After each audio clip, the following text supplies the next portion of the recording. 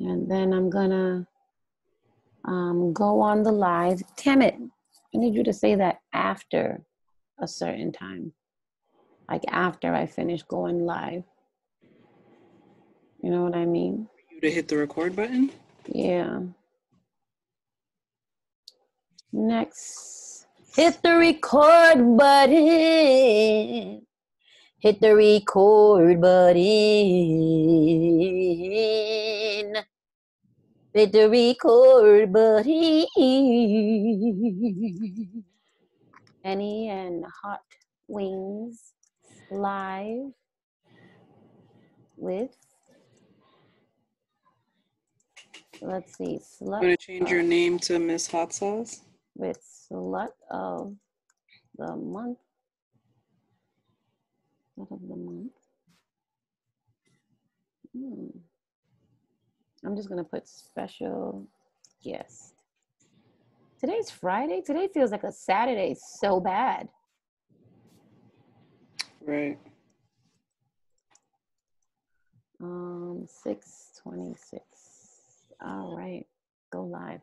I'm going live. We are going live at 9:03. We're a little bit tardy to the party, but we are here in the business. Let me figure it out, see if anybody's going to join us today for a lovely evening of fun in the sun. You know what I mean, Mir? Yep. Oh, man. Today is a day. Today is a day. Oh, yeah. We are officially live. We are officially live on the Facebooks. So the show is going to indubitably start soon.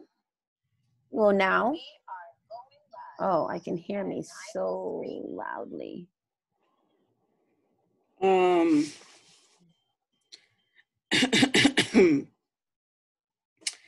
What was I going to ask you? What's your problem? There's so many things that are the problem. You're right. That I don't even know where to start. Like, there are so many problems. We'll start with some of the problems. Where is Mo? Where's our guest? Where's my boyfriend? There are so many. Where are these people?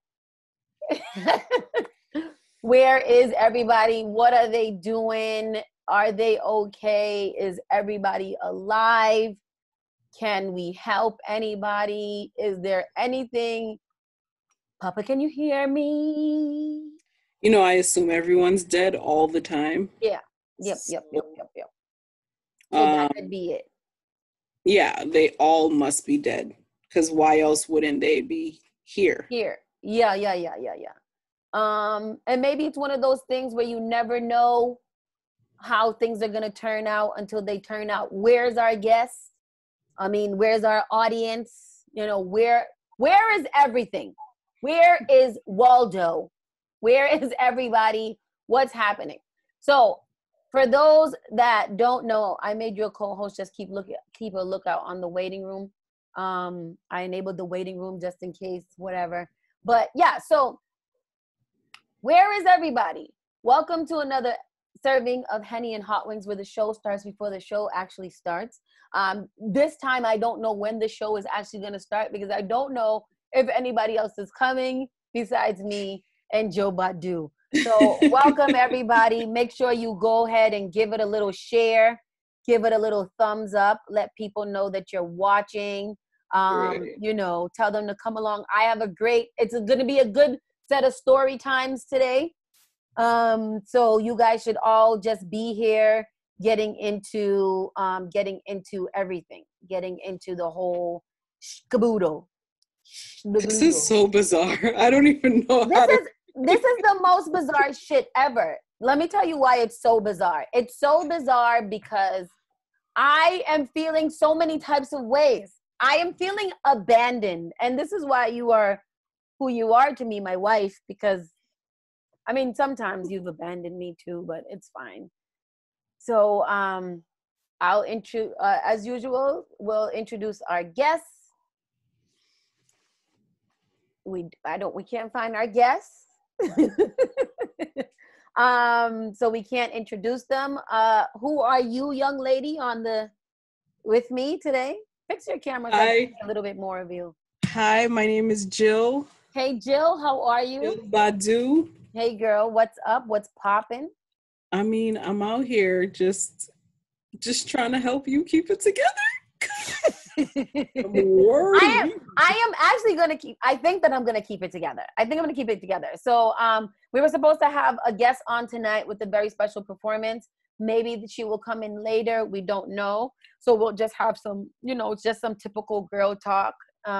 Maybe you call it Flashback Friday, to days before.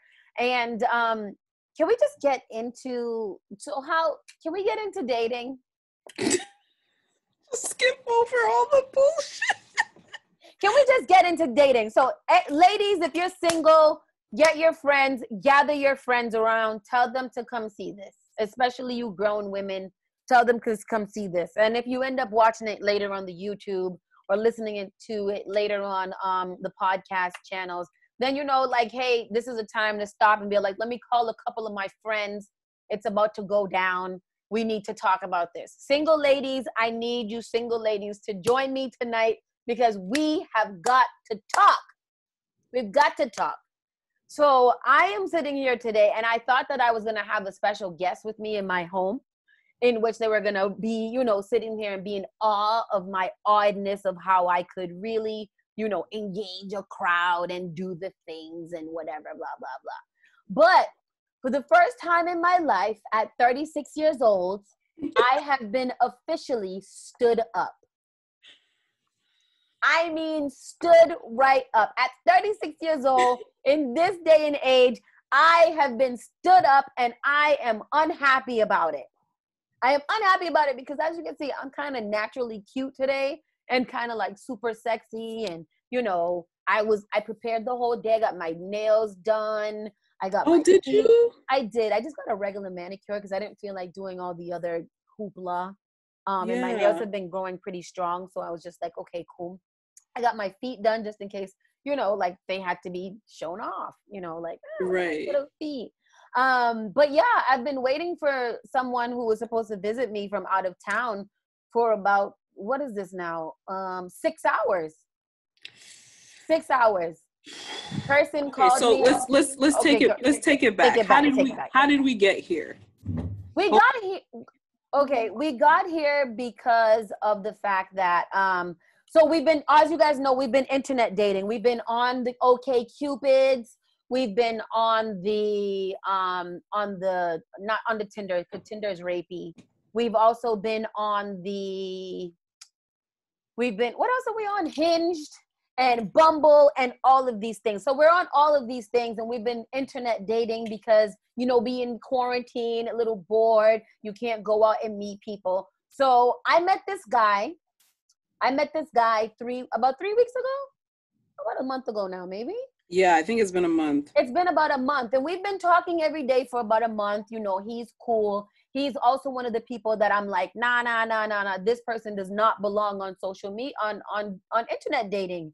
They definitely do not belong on internet dating. They have their resume and their physical profile is too great to be on internet dating unless and you have this theory that good-looking men who are tall, single, have a good resume, have no business on these online dating streets. They have no business because of the ratio of single men versus single women. I just feel like they don't necessarily need the extra boost in internet unless they're super introverted and that's all that they do. And even then it's like, grow up, talk to somebody. So he's one of these people that are great profile. Everything looks great. He's tall. He's wonderful. He's supportive. He knew, he did his research. He found out about me, blah, blah, blah. So, for all this time, we have decided that we are going to finally meet up and he is going to drive from his destination and he's going to come see me. I spoke to him this morning when he was about a half an hour from getting on the road. Then I spoke to him when he was on the road. And then I spoke to him. Then I spoke to him when he came. And by spoken, I mean texting. So that's a big these part. are not phone calls. These are not phone calls. Phone conversations. No, these are all just texting. We've probably spoken a total of maybe 3 or 4 times in the month. We're both very big texters. That's cool. How do you do that? Like this? Your questioning of it makes me question it. So then I always get confused. Like, was this a telltale sign of what happened? You know? Yeah. So, I mean, personally, I can't have a very text heavy relationship with somebody that I don't know. Like you and I, at this point in the game, I can read between your text lines and things are less likely to get miscommunicated. Mm-hmm. But new person that I don't know, I need to hear your voice. I need to hear the inflections. I need to hear, I need to hear a voice. So that's personally. So after we talked about it, I felt the same way. Like then I started calling him a catfish because I was like, I need to talk to you. But see, this is how your friends be influencing you to be crazy, you know? So, we talked a couple times and that was cool. Fast forward all the way to today. So yeah, we communicated before he left. We communicated while he was on the road. We communicated when he got here. And this was around 3. This is all allegedly. This is allegedly. Allegedly that he was coming, allegedly that he was on his way, allegedly that he is here. Because the whole week I've been like, absolutely not. He's not coming. Nobody's coming here. Niggas ain't shit. Nobody's coming here. So fast forward again to 9/13, and I still have not heard from him. And this moment right now, this minute, while we're recording live at 9:13 in the atmosphere, I have not heard from him. I've not heard from him. And shout out to Rochelle. She was like, maybe it's traffic. Ain't no set of traffic. Once you get here, that will take 6 hours. Once you already said that you are here. The last message I got was, I am here. I am going. Oh, I left late, but I'm here. I'm going to freshen up and I'll call you. Now, a couple of things that are crazy right now. We are in the middle of Black Lives Matter. Black men are dying all over the place. Instantly, the police got him. Something happened at the hotel and this went down. There's no way. Now I'm like, maybe earlier today I was like, maybe he fell asleep. He fell asleep. Therefore, and this was like 2.5 hours. I'm like, okay, he fell asleep. But after 3 hours, nobody drives to somewhere out of town. How fresh he need to be. Exactly. How fresh did he need? Because at first I was like, okay, fresh. He got to take a shower. He got to brush his teeth. He got to take a shit. He got to, make sure that everything is iron is clothing, unless I don't know why you wouldn't wear what the fuck you were going to wear for the rest of the day. These things. So give or take an hour and a half. A lot of leeway. Yeah. So then I'm like, okay, he fell asleep because he was like, yo, I'm dead tired. I got to take a quick nap. But nobody drives 3.5 hours out of town to fall asleep without saying to the person, hey girl, I'm kind of tired. Why don't you come take a nap with me? That would be my go-to as a man, to be like, oh, maybe I should go invite her to take a nap with me, because then if I was coming down here for some sex, this would be a really great time for me to be able to get the sex. So one other working theory was perhaps he double booked. So maybe he had 2, or 3 or 4, who knows how many appointments. Because if I'm coming out of town, yeah, I'm going to try to get my worth out of it. But I don't know if I have that type of energy to get so much ass. If I'm coming down here, then I'll probably meet up with one for a quick coffee and then tell her I'm here for a quick meeting or something like that, and go to the other one, or make sure that I always communicate with both of them so that they know what's popping and what's going on. Yeah, but if you're in the middle of a date with somebody, I don't necessarily think it's that feasible to be checking in with somebody else all the time. I mean, another working theory is maybe he had to sew his clothes, or maybe he fell between the tub and the toilet. There's so many possibilities as to what could have happened to this man. So what do you, if it was you, what do you do with it at this point? Like, what do you do with it? Because I am he's dead to me. He is dead to me. So like, you wouldn't answer the call. Blocked him, deleted him off of every platform. Is like, it shows that you are way more mature than I am. Because at this point, like my anxiety just would not allow me to continue to wait to find out, you know, that perhaps he's dead. And people say, you know, like, don't give it too much energy. We'll track him down. Don't give it too much energy. He missed out. Two of my guy friends that I talked about after I went and popped up and seen them because I needed some things from them, whatever. They was just like, yeah, damn, he missed out because I was really cute today. I got real cute. And cute. I don't want to give it too much energy, but I am angry. I'm upset. Yeah, I don't know if I'm hurt. I don't know if I'm hurt. I think I'm more upset and I'm more pissed off at myself. And then I'm wondering if I manifested him dissing me by thinking that he wasn't going to come. But something about it made me feel, and you said this today, you was like, maybe you don't want him to actually come because it would prove my theory that niggas ain't shit. Right. And here we are. And I'm trying to be the girl that doesn't believe that doesn't say, you know, niggas ain't shit, because I even though I was saying that in my head, I envisioned that, you know, like y'all would end up cussing me out after and blushing because he was sitting right there and, you know, like, you know, laughing at me because I thought that he wasn't going to show up, and he did show up. But I feel some type of way.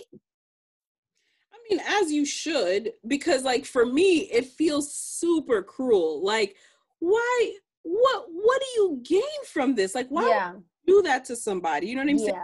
Let's just say he never even left the great state of New York or whatever, right? Like, let's just say this dude is legit sitting at home, kikiing, watching this live. Are you on the live? Because if you're on the live, make yourself known, because I need to know. Are you there? Knock, knock. Are you there?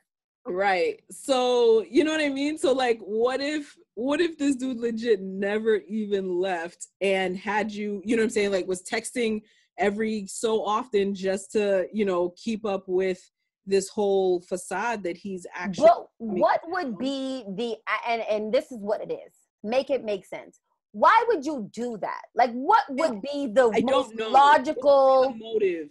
What would be the most logical reason? And then I was like, maybe he broke his phone. His phone broke, therefore he doesn't have my number, but we talk on social media all the time, and he knows all of my pages. He knows that I'm going to be on live because he was like, oh, you got live at 9, you know, whatever, blah, blah, blah. He's up to date because he knew the guest's name and whatever. So he knows what's happening. So I don't understand why you would go through all the charades to just not show up. That's what's crazy about it. It's not like you think that I'm sitting around doing nothing. You know I'm a busy bitch. So why is it that you would do this unless something happened? I don't know. I mean, it's Do you think he might be where Mo and our guests are? Disappeared. Yes. Like maybe they got lost in the Bermuda Triangle. Where is everybody? I don't know. I don't know what's going on. You know, like maybe it was they got lost in the Bermuda Triangle and they're all together and they're on my way to my house to surprise me because he met up with Mo to do this big grand finale during live. Mm-hmm. To propose to me and marry me. No, that's not it. Theory? No, not a working one. So I legit got stood up by a nigga coming from out of town on purpose.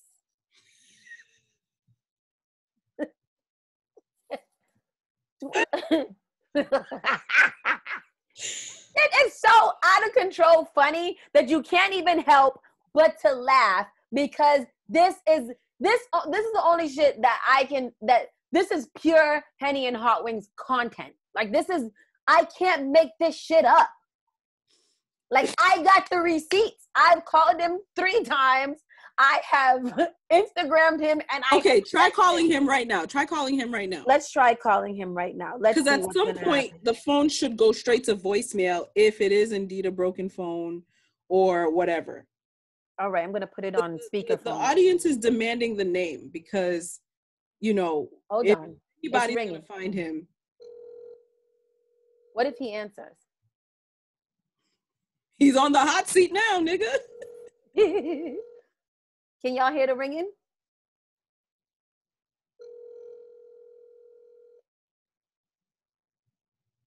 The phone is not broken and the phone is not. 917-740-166. Damn it!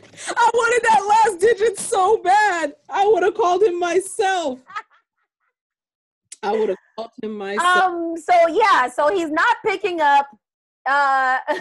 It is one of those things that it's on to the next. But I think that you have this problem too. Do you have this problem, like a glutton for punishment, kind of? Like, I actually would like to hear him tell me what happened. Like, I would actually like for him to tell me what happened. Right. Like, I just want to hear whatever the excuse is. Like, if the excuse is, oh my God, I got in there, I tripped because I'm mad tall, I hit my head. Why does your audience just need that last digit and they are on it? I promise you. He will have everybody calling his phone. See, that's what I'm so intently. That's what I'm talking about. See, why would you know that I have a live? Do you think that he wanted to give me live content to talk about on the podcast? I don't think he cares that much, but I need a man to step in and tell me what happened. Like, what happened? Like, you can't say that he didn't call me because he didn't, like, maybe if this was after the first time, he didn't call me back because I didn't give him no butt. Or, like, I had a bad attitude, or my breath stank, or there was a small odor coming from my body or something like that. This is the first time that we're linking up, and you go all the way through it to tell me that you are here and that you will call me, and you don't call. Should I call the local hospitals to find out if he has been brought in? How about the police stations? But, like, what is it that I have to do in order to figure out the reason in which someone would do this to me? You answer me right now, Jill Badu. You answer me right now. So awful. Like, this is really, really awful because I have nothing. You know what I'm saying? Like, usually when people like ghost me or whatever the case is. But ghosting is different because at least ghosting, you have had communicate. I mean, well, maybe actually this is the epitome of ghosting though. Isn't it? Because he was just busy for real? Busy doing what? He don't even live here. To get here. Yeah, he don't live here. He ain't got no work here, nothing like that. So like if you busy for real, it don't take much but to say, yo, I'm busy for real. I overshot. Can we hook up tomorrow?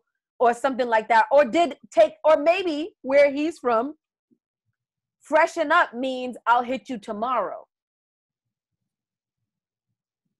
No, that ain't. Okay. All right. That ain't it either. And then some. He's dead. Like, I don't know. This is the only thing that makes sense. My man I usually call Carlos in times like these. Shout outs to Carlos Henriquez. And he was just like, okay, another theory could be is that he did double book and he is having so much fun with the other one that he's just like, okay, cool. I'm just going to stick to this one and I'll just ghost that one because I don't want to lead her on. And then he was just like, and if that's the case, then you are never to talk to him again. Yeah, but like the thing is, so here's what I think is going to happen. You're not going to hear from him tonight. It's a wash. It's a wash. He got kidnapped. At some point tomorrow, I think he's gonna reach out to you with all the stories. Like, yo, dude, I didn't even know I was that tired. Son, like, I took a shower and I legit passed out. So I think there's gonna be some story in the So what do you say about that in those situations where it's like, I took a shower, I legit passed out, I ate an edible, came out before I came, and I was knocked out? Do I be like, okay, you good? If you're, who are you in this scenario? Me? Are you or are you me? Because me. Because you know me, I'm going to hear it and I'm be like, fine, we could go out and talk about it. And then I end up face down, ass up in the sand on fucking Castle Island at midnight. Really? It would, all of that would still happen? No, nigga, I'm not even leaving my house. Oh, okay. Because I'm like, that's wild. I mean, he's dead to me. I'm already on to the next one. Because I don't have, my patience is not strong enough to withstand this kind of torture. Because this is just cruel. It's cruel and unusual.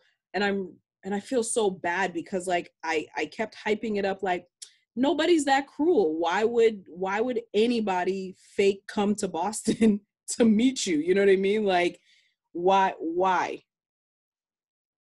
So these girls are literally out here trying to guess the last digit. You know what? I'm gonna put the Zoom link in the let's do that for tonight. Let's have a special show where we invite everybody in and come on in, y'all. Let's have a conversation. Figure this out. We got a team of PIs. Let's put our heads together, and let's go through this. So I'm gonna drop the link in the comment section, and then you guys can join in if you want to. Just come right in. I'll let you in. Maybe Aunt Flo paid him a visit. Maybe he is actually a woman. Maybe that's exactly what's going on. So, you know, like, I guess, I don't know. So many working theories. How is your internet dating going? I mean, I feel terrible even talking about mine. No, please don't diminish your happiness because it's I need something to look forward to. You know, like I need something that says to me, okay, cool. You know, not all niggas ain't shit. You know, like maybe that's what it is. Yeah, things are going really, really well. Yeah. Seems like a pretty nice guy. Tell me about you gotta tell me about him. No, you should not feel bad. You have no right to feel bad over your happiness if you are happy. I feel like I should. I really do feel bad. You know, I'm an empath, and so right now my heart is so heavy. But if you were empathing, you would know that I'm happy for you. Yeah, but like you're not happy for yourself, and so therefore. I mean, it's not that I really expected a lot, though. Like I didn't expect a lot. Okay, she's talking to the you. You know what I'm doing right now, right? Can you get it yourself? Okay, then do that. Go for it, buds. Go for it, little buddy. Yeah. So you know, like. I didn't have high expectations. I am pissed now because of the fact that, you know, your time was wasted. Yeah, my time was wasted because I did do a lot in preparation for it. You know, like Beth is coming through. Yeah, I did a lot in preparation for receiving him. Yeah. Hey, you got to turn your camera on though. You got to turn the camera on. Unless you're calling from your phone and you can't do it. Can you hear me? I can hear you. Hey, how you doing? I'm good, chilling at the crib like a villain. Well, what do you think? What do you think is a good theory as to what happened? Unfortunately, he probably just thought you were an option and he wasn't trying to follow through and he was BSing, and something that was probably closer came up. And that's a good theory. I just feel like, I mean, I think in an ideal world, a man would be honest about, a person would be honest about it. And even if you didn't want to say, are you laughing? She said, that's cute. Even if a man didn't want to tell the whole truth, he would have made up a better story. Like, damn, such and such just called and I had to run back to New York, so I can't even see you. I am so sorry, and make up a story. Like, women use our kids all the time. Like, oh shit, my son needed me so badly that I had to go and get him immediately. Because then he would have to now lie about why he wasn't able to pick up the phone at any time and be here. So that's Deidre. Wait, why is Ms. Mofilla watching the live? No. I just everything is very weird today. Everything is very, very weird today. And I cannot. I don't know what to say about any of it, and it is very weird. We are joining more people onto the live. Our guest is here, Jennifer. Hey, girl. How are you? Where you been at? I'm here. I just got the Zoom link when you posted it in the Facebook. Oh, really? Oh, because we're missing Mo. I'm here. I'm present and accounted for. We're missing Mo, and she was supposed to send you the link. But you're here. Hi. I'm here. This is so great. Were you able to hear my story? I caught the tail end of it. I caught something about somebody faking like they was gonna come see you and like. Yeah. So I was supposed to have a date today. Like a out of town guest came to see me after we've been talking for a month on the socials and the text message and communicating, and he just never showed up. He told me he was here, and he never showed up. Where is he? Oh no, he's canceled. He's canceled. Absolutely not. Not coming from out of town and then not. It doesn't even matter where he's at. Yeah. Yeah, it doesn't. Yeah, not at all, especially if he didn't give a real reason. Now, I did hear that part where you was like, if something happened to your kid or like it was a work emergency or whatever, but like he didn't say nothing. He legit didn't say anything. And it's not like one of them situations where women are sitting home waiting for him to call and blah, blah, blah. He ain't calling and he ain't calling. Nah. I made sure that I hit him up I called him 3 times. I even called him on the show. I texted him. I hit him up on the socials just to make sure that even if he had to get a new phone and he signed in, he would have seen that I called. But none of that happened. And I'm really perturbed about the fucking psyche of some sociopaths. Yeah, you don't play with people like that. No, that's not. It's canceled. Absolutely not. No second chance. Done. See, that's so hard. That's the problem. That's why it's so hard for me, because of the fact that that in theory sounds really easy to do, but I'm such a glutton for punishment that I want to know what the fuck. I am the what the fuck person. Like, just tell me and then I can block you, because you got to go. Deidre.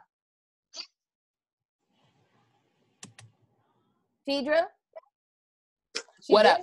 Hi, boo. What up, baby? So, Jennifer, we're going to introduce you in a second. But yeah, what do you think? What the fuck do you think? What do I think? Yes. Well, before I continue in my search for his number, the last digits 5, 6, 7, and 8 are not it. Okay. I don't know. I just think we can really try and give some excuses for him, but some niggas really just ain't shit. See, and that's I don't want to be that way. But what other excuse can there be? Besides that, he succumbed to his natural life. There's no amount of excuse that he can say out his lips that will make me say, oh, okay, so what you want to do today? It's not going to happen. I just want to know why. I want to cuss him one time and then have a good old block party. See, that's what I want to know why. I want to cuss him out and then we have a block party. I can't just block it off before I find out what. Are you okay? Are you alive? Did something happen? Yeah, did your toe fall off and you kicked your phone with your toe and therefore you couldn't, because it shattered, you couldn't call and your toe was broken and the only person's number you knew was your mama's. The extent of these excuses, now come on. Now come on. Yo. There was a stampede of elephants. We're not gonna give it no energy like that. I just want to know. And if I don't hear from him, that's fine. But I would like to make one good effort to get my explanation. If I don't get it, then on to the next. But yeah, I don't. There ain't gonna be no date. I know that. There's no coming back. I don't care what he has to say. There's no coming back. Unless he was dead, and then he could come back from the dead. If he dead, right. If he dead, that's... Because I knew the nigga was too good to be true. Like, that's the thing is, You've been saying it. You've been saying it for weeks. And I almost think that I might be being catfish, and it's not the real him. So, like, to me, I don't think that he's real. And I never thought that he was real because there would be no reason why he was on social media, on a dating website. It don't make no sense. So before this, y'all's interaction was like amazing, like real sweet. Amazing every day. Like even yesterday, I can't wait to see you today, thinking about you. You know, all of the bullshit that I'd be like, nigga, stop saying that. Right, calm down. Yeah. You be talking to a dude every day and you ain't even met him yet? He lives in New York. Nah. That's giving too much time to a man you haven't met yet. Nah. And you gotta think of it this way. You a queen. You know, you think Beyonce and Halle Berry and all these other type of queens. Halle Berry got cheated on. So we can't even. Halle Berry and Beyonce got cheated on. So it's not even one of those things that we can even bring them up. It's not about getting cheated on. It's about getting canceled on. You know? That's all I'm trying to say. I mean, I don't think that I would have canceled Jay-Z. You know? No, I know what you mean. I know what you mean. It's just all very weird. It's all very weird. Jennifer, what time do you have to, what time are you? Oh, I'm here. You got me. I'm here for the night. So let me just give a disclaimer, y'all. My bad. My bad. Okay. Time difference. I didn't know that New Orleans had a different time zone than the mess. I forgot. Sorry, y'all. I said that was one of my working theories. Maybe your boyfriend is also lost in a different time zone. That's it. There we go. Cali time. He on Cali time. Even if that motherfucker was in China right now, at this point, he would have still called me back. He'd have been like, on China time. Oh, wait, he didn't show up, Saucy? Yesterday. No. Mo, he told me he was here, and he never showed up. Wait, he said I'm here and never showed up, sis? I'm going to read you guys verbatim what the goddamn thing says. Yo. It says, he says, I left late, but I made it. I'll text you when I'm ready to meet. I need to freshen up. And how long ago was that? This was approximately 3:43. Wow. It is 9:43. Ain't enough fresh on this planet. Ain't enough splash of cologne that can freshen up this guy. There's no way. Wow. Ain't no way. You put that in the universe, though, sis. You put that in the universe. Okay. All right. I said this too. I said maybe I manifested him not coming. I mean, or he could just be a catfish. I'm with the catfish. Yeah. I'm with the catfish theory. Deidre and Beth, I'm actually going to have you guys come back on a different episode. Deidre, you know, we're going to talk real soon. Beth, thank you for coming, joining us. We're going to proceed with the rest of the show right now. And thank you guys for helping me with my theory. My theory. I love you. So back into the show. Let's get into it. We found Mo and we found our guest. Look how things is going. Yo, I knew it was real when I had a missed call from Jill Badu. I said, "Oh shit, something's up." I go on Facebook. I said, "Oh shit." Niggas, they live. Wait a minute. What time But is you it? see this reaction that you have here, that would have been the correct reaction for For this home nigga dude, to right? have when you Right. looked up and you saw, oh shit, I got several missed calls from this dude. I got to jump in. Yo. Yeah. So we have a very special. we'll get Don't into get me it. started on the male species.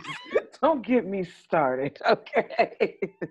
You missed our whole pre-show where we were supposed to be. Yeah, I'm getting sorry. into- So we'll So get to that on the after show, all right? introduce our guest, Mo. Introduce our guest. We have the beautiful, the gorgeous Miss Jen the Poet, aka Slut of the Month, aka everything you could ever desire, coming out of one box right there. Well, that sounded crazy.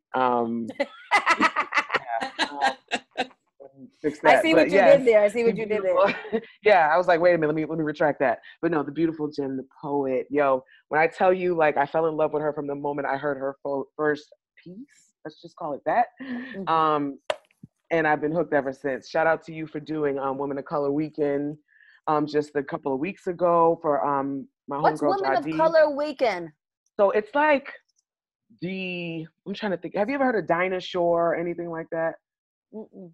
No, okay, all right. It's like it's like pretty much a weekend where all women of color, lesbian. I hate doing the label things. You know, I struggle with that part. You know, I struggle.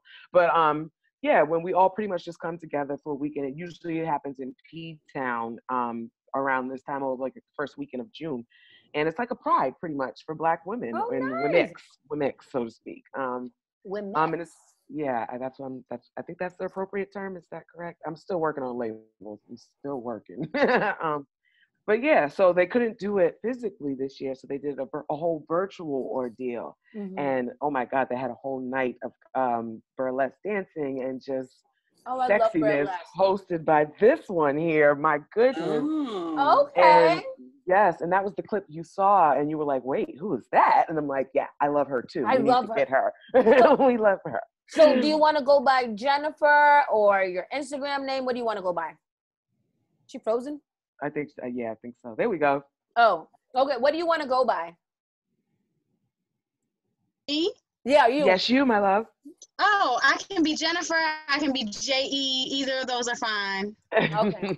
I like Jennifer. It sounds sexy. Wow. Okay. So tell me a little bit more I about like it what now. you do. I didn't like it at first. You So why?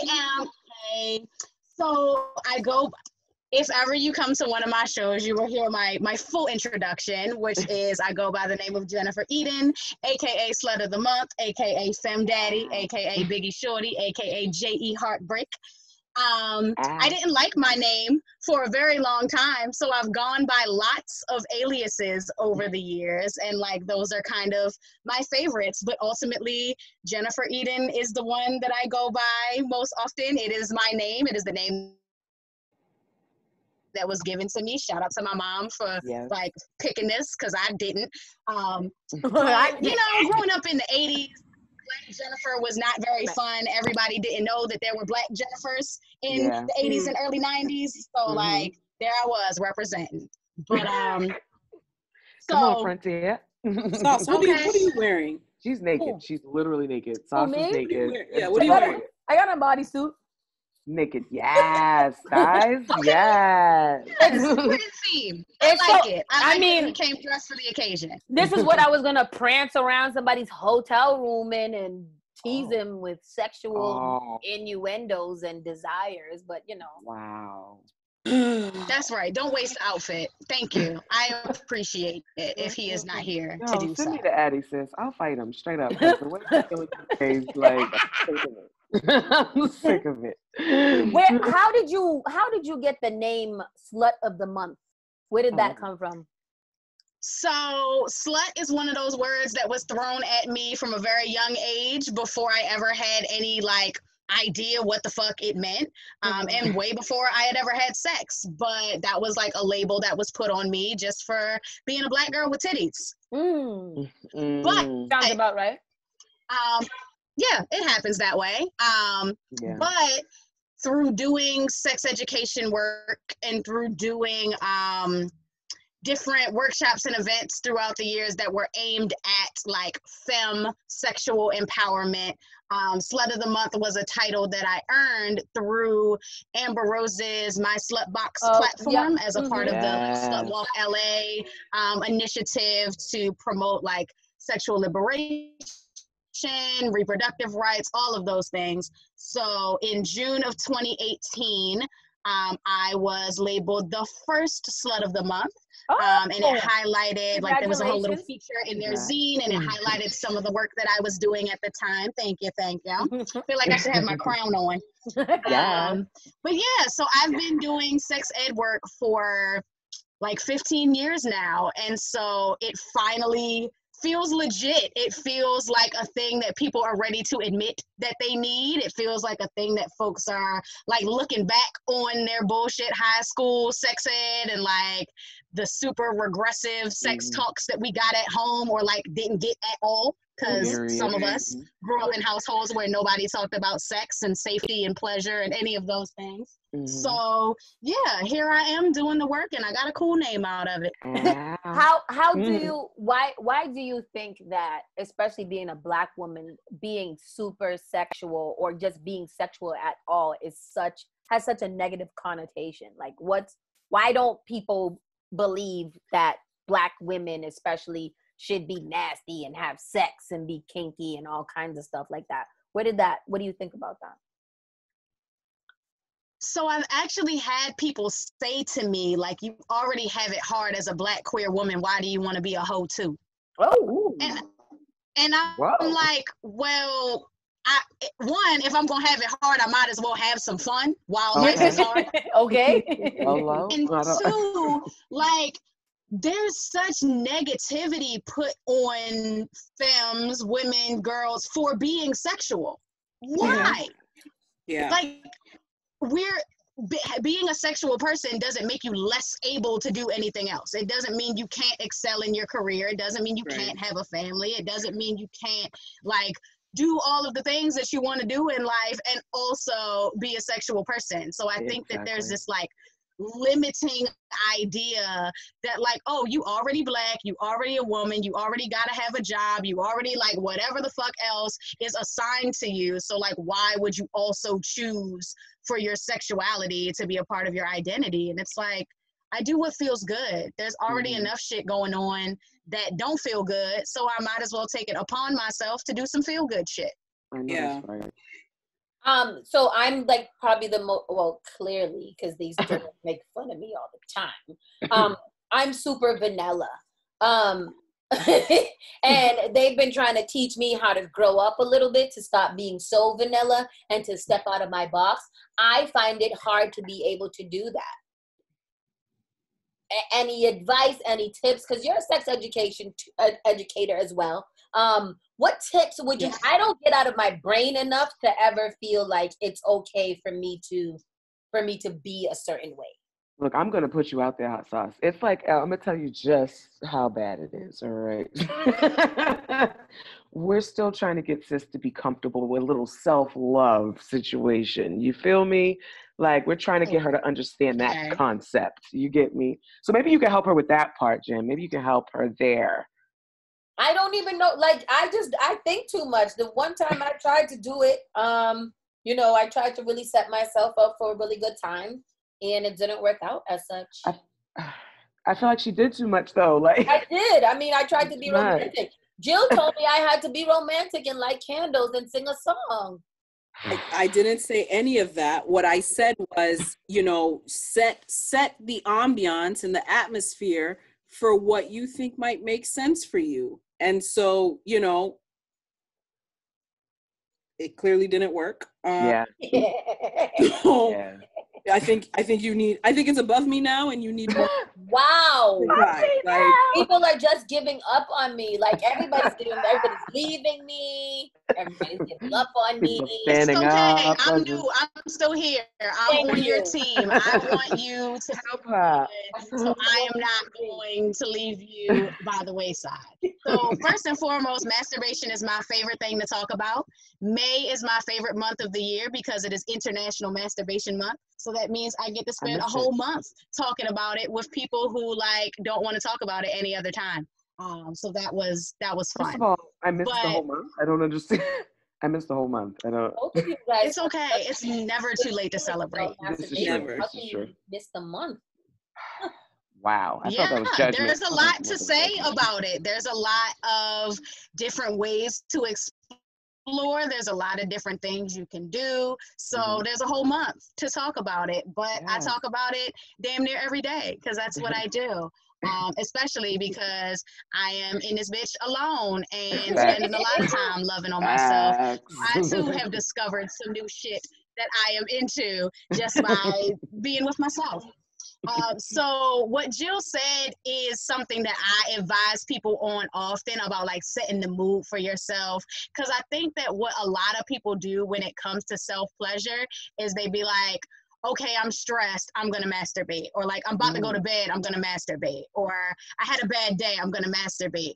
And so having like a mood set and a way to like separate yourself from the rest of your day so you can focus on yourself is really important. Now, it doesn't always have to be lighting candles and playing Maxwell, but it can be whatever it is that like makes you tune into yourself. It might be in the shower or the bathtub. It might be before bedtime. It might be when you first wake up. That is personally my favorite time to do it. Starts my day off, right? Just say- That's what they are. Right? You know, they talk about a cup of coffee in the morning. No, honey, you just set your day off right by getting yourself where you need to be. What's Agreed, your choice agreed. of what's you?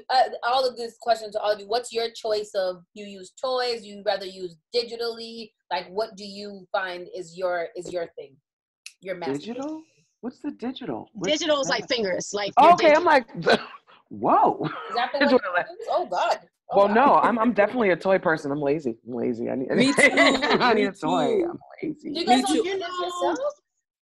I mean, I I- will if there's no toys around. You know, you got to handle your BI, but I prefer. I don't even. Right. I'm so lazy now that like if I don't have a toy, it's just not gonna happen. Oh, wow.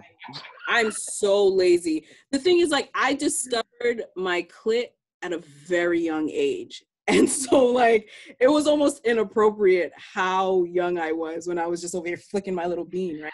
So, so, so now that I'm a full-grown adult, you know, I've done the digital thing for many, many years. And so now I'm just like, yo, give me the toy, bang this out, and I'm out. What about you, Jennifer? So like, I started masturbating when I was probably like 12 or 13. And I feel like as much as I have tried different toys and different techniques, I go to my default, like the same shit that's worked for me since I was 13. And that is like humping a pillow or like, those are lit. Hold on. Ooh. Hold on. I like to hump pillows. Okay. All right. I do like to hump pillows. That shit. All right. We're What making else do you do? How do you Get you hump where the you need to pillows? be. You hump it until you come? That's the point. I mean, right? so yes is one answer. So you just kind of like straddle it and, you know, rub yourself up on it until you get where you need to be. I also like to use toys while humping a pillow. So I have to. Can I show you my toys? Is that okay? Oh, Yeah. yes. Oh, we love Oh, show and yeah. tell. This is my, Show and tell. Is that a rabbit? this is my favorite. Mhm. It's called a Tracy's dog. So it does internal and external stimulation. So it's hands-free. If you're a person who doesn't like to hold on to something like me or doesn't like to use your hands, like once you get this in position and once you get this part right up against your clit, then like you're good. You ain't got to do shit else. And like this does the Lord. little suction. Oh, it's a suction. Oh. I want a suction. That's dangerous. Yeah. That is a dangerous situation right there because I'll never have a person as long as I have that. Who It's needs a lit. It person? gets you Have a where the fuck person. you need to be. Like, I am all about this suction action. I'm all about things that feel like getting head. Like, Yeah. that is my favorite kind of toy. I am really thankful to whoever invented this little like air pulse technology situation, because for a long time, toys were just like something that looked like a dick and also vibrated. And that doesn't do it for everybody. So now there's like more options. There's things that simulate head. There's the little thing that looks like a tongue that I have one. I haven't tried it yet, but I'm really excited about all the things it can do. So yeah, like you just gotta try shit sometimes.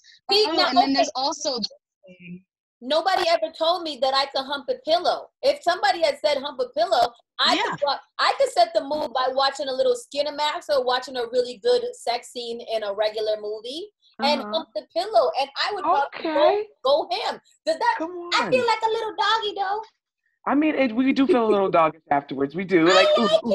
But I mean, it gets you there. It takes you there.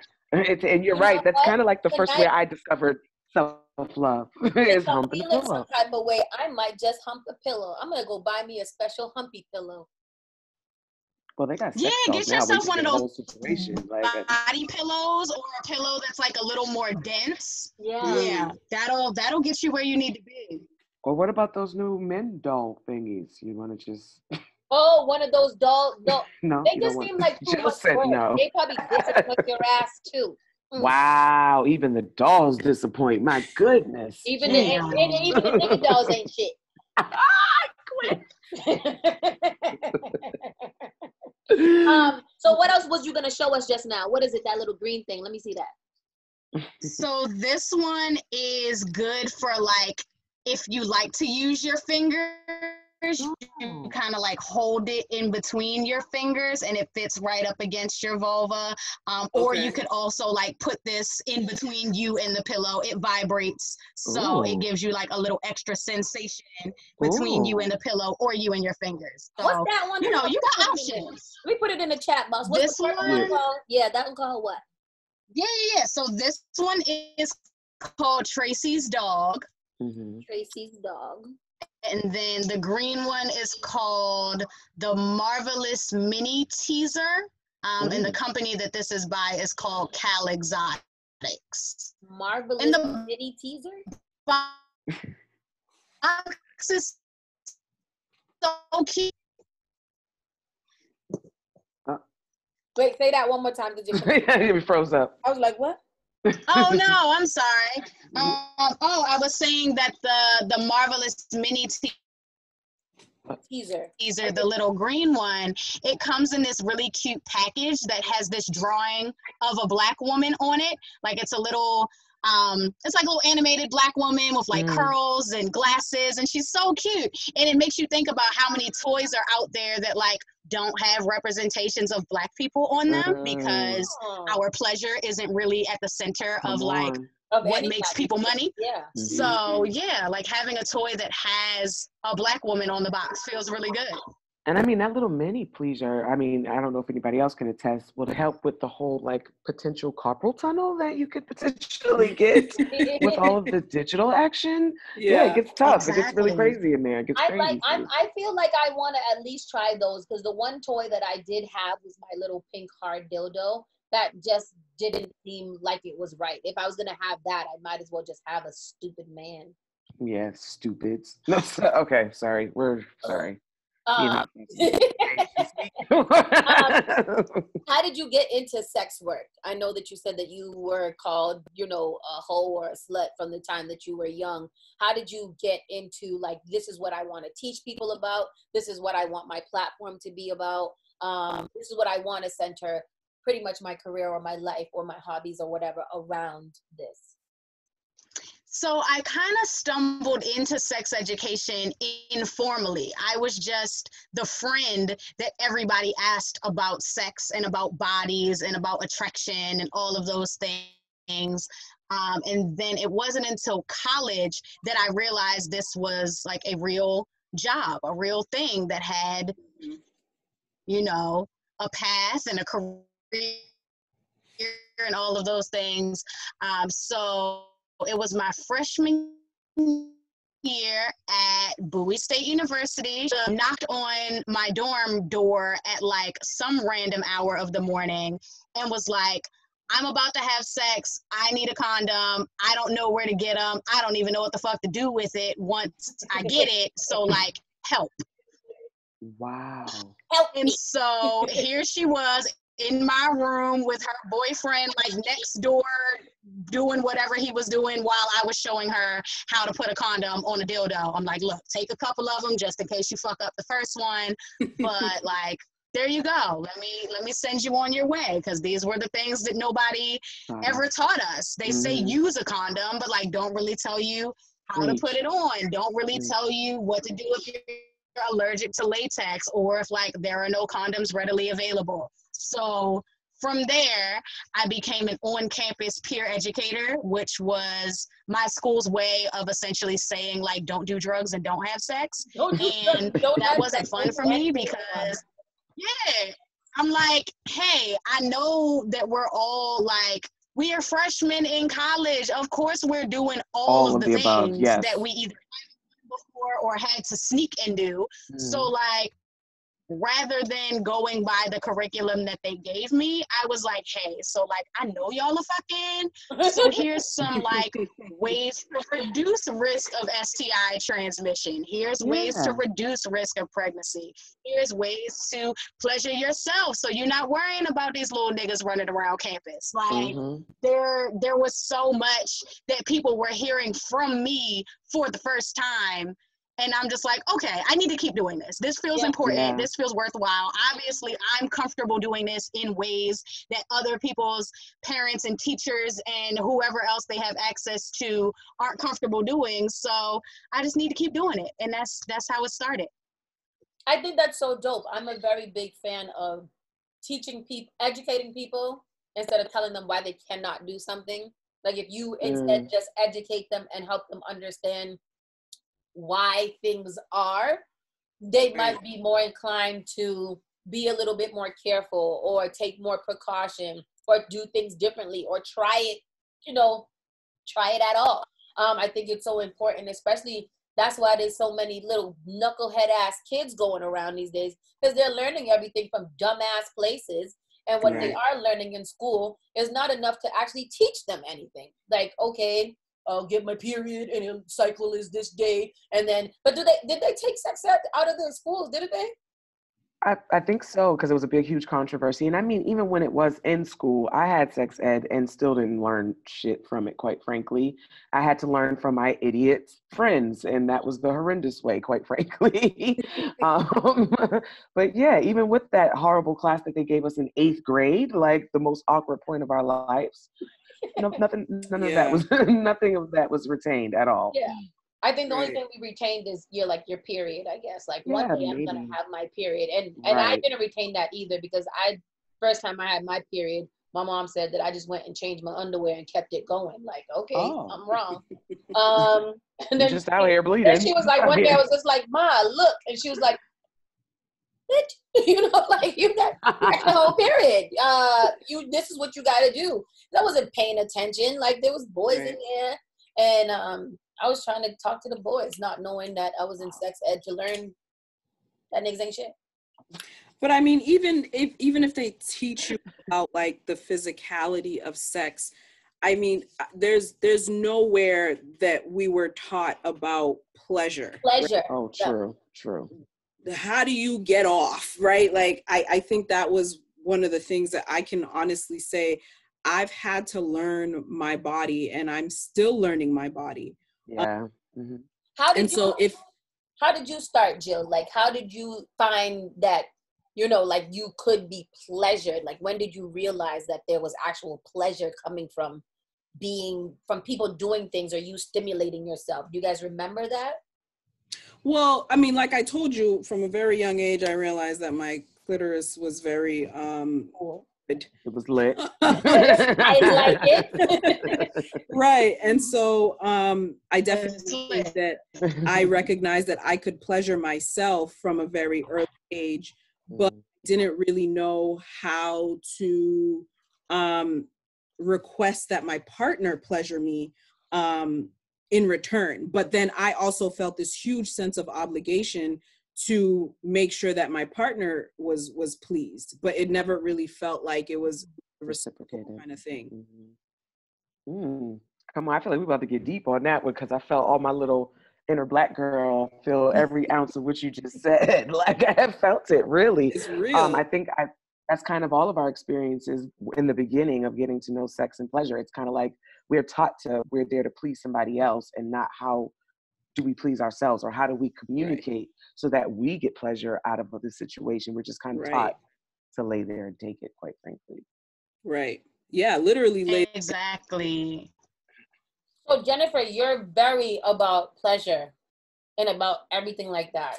Like what you know, like why teach it? You know, like if it's good for you, like why you out here, you know, advocating for the female pleasure zone? Like for me, I'd be like, I say it, but I feel like I've been really sexual for a long time, but I've never grown up out of being like elementary level. So that's so sad. Let's kiss. Yeah, like elementary level sexual. Like it's just now that, you know, like I know the art of the flirt and I can, you know, like make your ego feel good. And I'm learning now that, you know, well, I've always liked my titty sucks and head, you know, things like that directly stimulate us. But I'm still not to the point where I'm like pleasure. I feel like too much pleasure is abusive. What? Let's talk about that. I feel like we are about to get deep. Let's talk about why you feel that way. Because my personal like sex ed philosophy is pleasure over everything. So we're on two opposite sides of the argument here. So I want to know why you are anti-pleasure, and I will tell you why I'm pro-pleasure. And it's not even that I'm anti-pleasure. I just feel like too much pleasure will literally like turn you. Like if I'm getting head, what's too much? Like I'm getting head, and then I come. After that, I can't keep going. I'm done. I need a nap. I'm tired. Get away from me. Move your head. Go away. And some dudes like to latch back on and keep going. And I'm like, I can't do this anymore. I'm weak. I feel like kryptonite has happened to me. I don't want this to happen anymore. Move. Go. Oh, now it's rape. Now it's rape. So like that's an important distinction. That like if it's something that you don't want to happen, then it no longer falls into the category of pleasure. So you're not actually talking about too much pleasure. You're talking about non-consensual interaction with your body. No, but I'm not. I'm very, very much consenting because I would like after you give me head, I don't want you to keep down there. Now, can I sit on it? Can you? Can we move on to the next? Yeah, can we move on to the next? Like so much clitoral stimulation. Go, go, go, go, come, go, go, go, come. Oh my God, I don't want to come anymore. Please, let's go somewhere else. Let's lay down, take a nap, and then we can start over later. It's so much. Yeah. And I'm a really good comer. Like I don't have a problem. Penetration, pillows, head, everything, all of it, I can really, really do. I'm really great at coming. And it great happens. at it. Like I can orgasm. But then after that, like I'm like almost like how men are, like they get really sensitive and stuff like that, and they want a break. That's me. I need a break. I just fucking came all over the place. Can I sleep? Can you make me a sandwich? So for me, I get that to a certain extent. So when it's self-love time, like I don't need to go, I mean, it depends on the night, depends on how good my night's been. But on the self-love round, I get it. I can't do too much stimulation, too much. But it's something about the interaction with another human being that even after that moment happens, I'm still craving more. I want to, and maybe because I'm a sexual delinquent, I think we just discovered that. What was his name? Homeboy Woody. I'm a sexual delinquent. That's probably why. But I have that urge. Like even after I've come multiple times, I'm like, let's go again. Let's do it. I want to cuddle and sleep. Oh.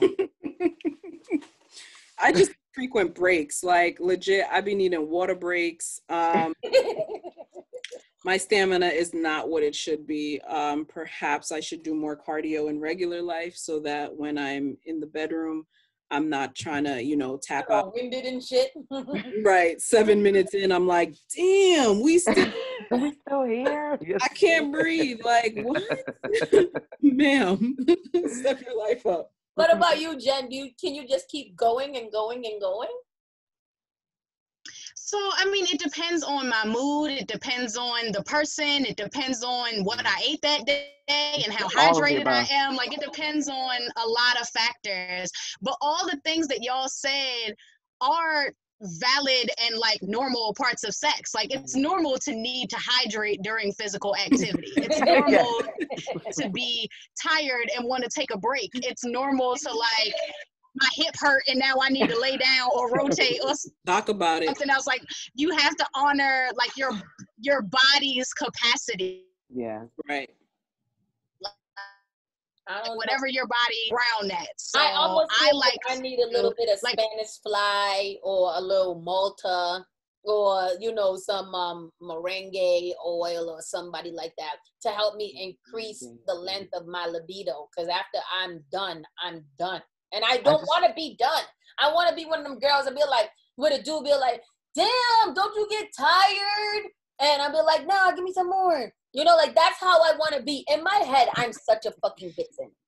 I'm not one in real life. Oh, but I just want to know what's merengue oil. So you can be that, and it doesn't have to be like you getting pounded the whole time. You can absolutely be that person, but you can, instead of like penetration, you can give a sensual massage, or you can dance, or you can stretch, or you can cuddle, or you can play in their hair, or like there's so many things you can do to keep it going without it being like penetration or head or whatever else. Like all of the whole interaction is the experience. It's not just the sex.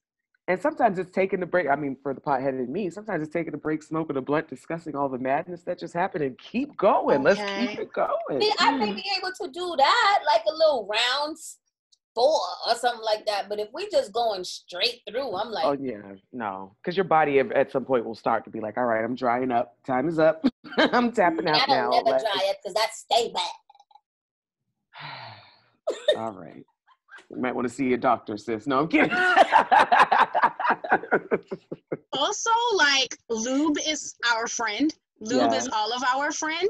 Regardless of like what your body naturally does, lube just makes it better. And it helps you last longer. It prevents friction. It prevents chafing.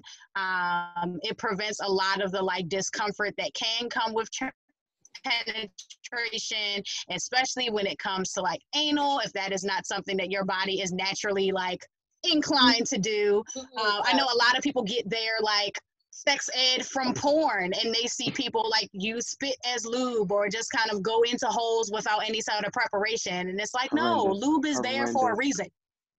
Yeah. What are you guys big lubers? I mean, I have to be. You do? Yeah, I mean, like if you're sticking things in orifices that aren't prepared for that. Oh yeah. You about that life, Jill. You better say it indirectly. You about that life. So I'm like, so the reason why I say no is because I always say it out loud. I'm so about like I feel like for me, I would need it for the anal piece, and I know it's good to have piece as well, but I don't, because I usually don't run into that that situation. I am mentally. It's when it comes to the actual physical time that it doesn't seem to work out. I keep What trying. Do you mean you are mentally? Like I want to be about that. Like how I want to be a freak. I guess we can say that. I guess. But I've actively tried. Well, you did too. You did. But no, that's like it's something that I feel like is a sexy thing, to be able to offer up another orifice, as Jill has put it. But every time it's there, I'm just like, I can't. I can't do it. Jen, are you an analer? I don't know if that's the right word. So I like it. I like how you asked. I might start doing that. Like, so are you an analer? So I like fingers. I like a small toy, but I'm not putting anything probably larger than my pointer finger in my butt, because that's just not what my body enjoys as of right now. But it is like a goal of mine. So I have my eye on like an anal trainer kit. It's like a set of 3 butt plugs and like What is an anal trainer kit? It's like a series of butt plugs that like gradually get bigger. So yeah, exactly. you know, They open. you got to Yeah, train so the like booty it's- hole to open it up a little bit more. Especially if you have like a male partner that's well endowed. You know what I mean? Like you got to work your way up. You can't just dive in like that's. My God, no. It's not gonna work out. So you gotta train your ass to be able to take the dip. Wow. I mean, essentially, yes. You Yeah, can it's train just the your way she body says to it. do whatever you want it to do. So, like, if you want to do a split, then you're gonna stretch, and that's how you're gonna train your body for do that. a little bit more, and do a little bit more. Oh, okay. An Are you anal ready? stretch kit. Is that a desire of yours, Sauce, in terms of like what you're in No, out of you your don't want to provide that? No, Mm-mm. no. No. Okay. Cool. I don't want to train my ass to do anything Okay. except for clapping. You know. Oh, okay. The That other does day take I was training. running up the stairs naked because I'm trying not to make everybody in the whole 3 families of house see me as I go on the upstairs. I heard my titties and my ass clapping, and I was really pleased. But that's the extent that I want to hear my ass do anything. You know, Okay. like. So you don't want to be able to like, you know, like when you're on the rag, offer up a different Yeah. for Situation. some fun. No. No. Okay. Cool. To each his own. To each his own. No judgment for those who do, but you know, like, no. Someone asked that you redo that hand gesture that you did when you said dive in. Someone asked for that. They asked. Jen, like, do you guys have like a go-to pleasure thing, something that always makes you get off, like always, no matter what? Do we mean by ourselves or with somebody else? Like with somebody else. That was gonna be my question too. I was like, I have 2 answers. Okay, both. Answer both. I'll go first because I'm not very interesting. Vanilla. I just like to I like to get my nipple sucked. Like, I'm really into that. Yeah. I love it.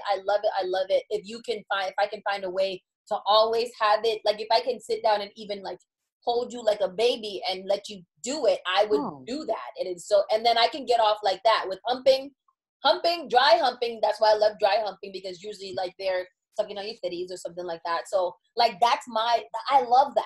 I love that every time.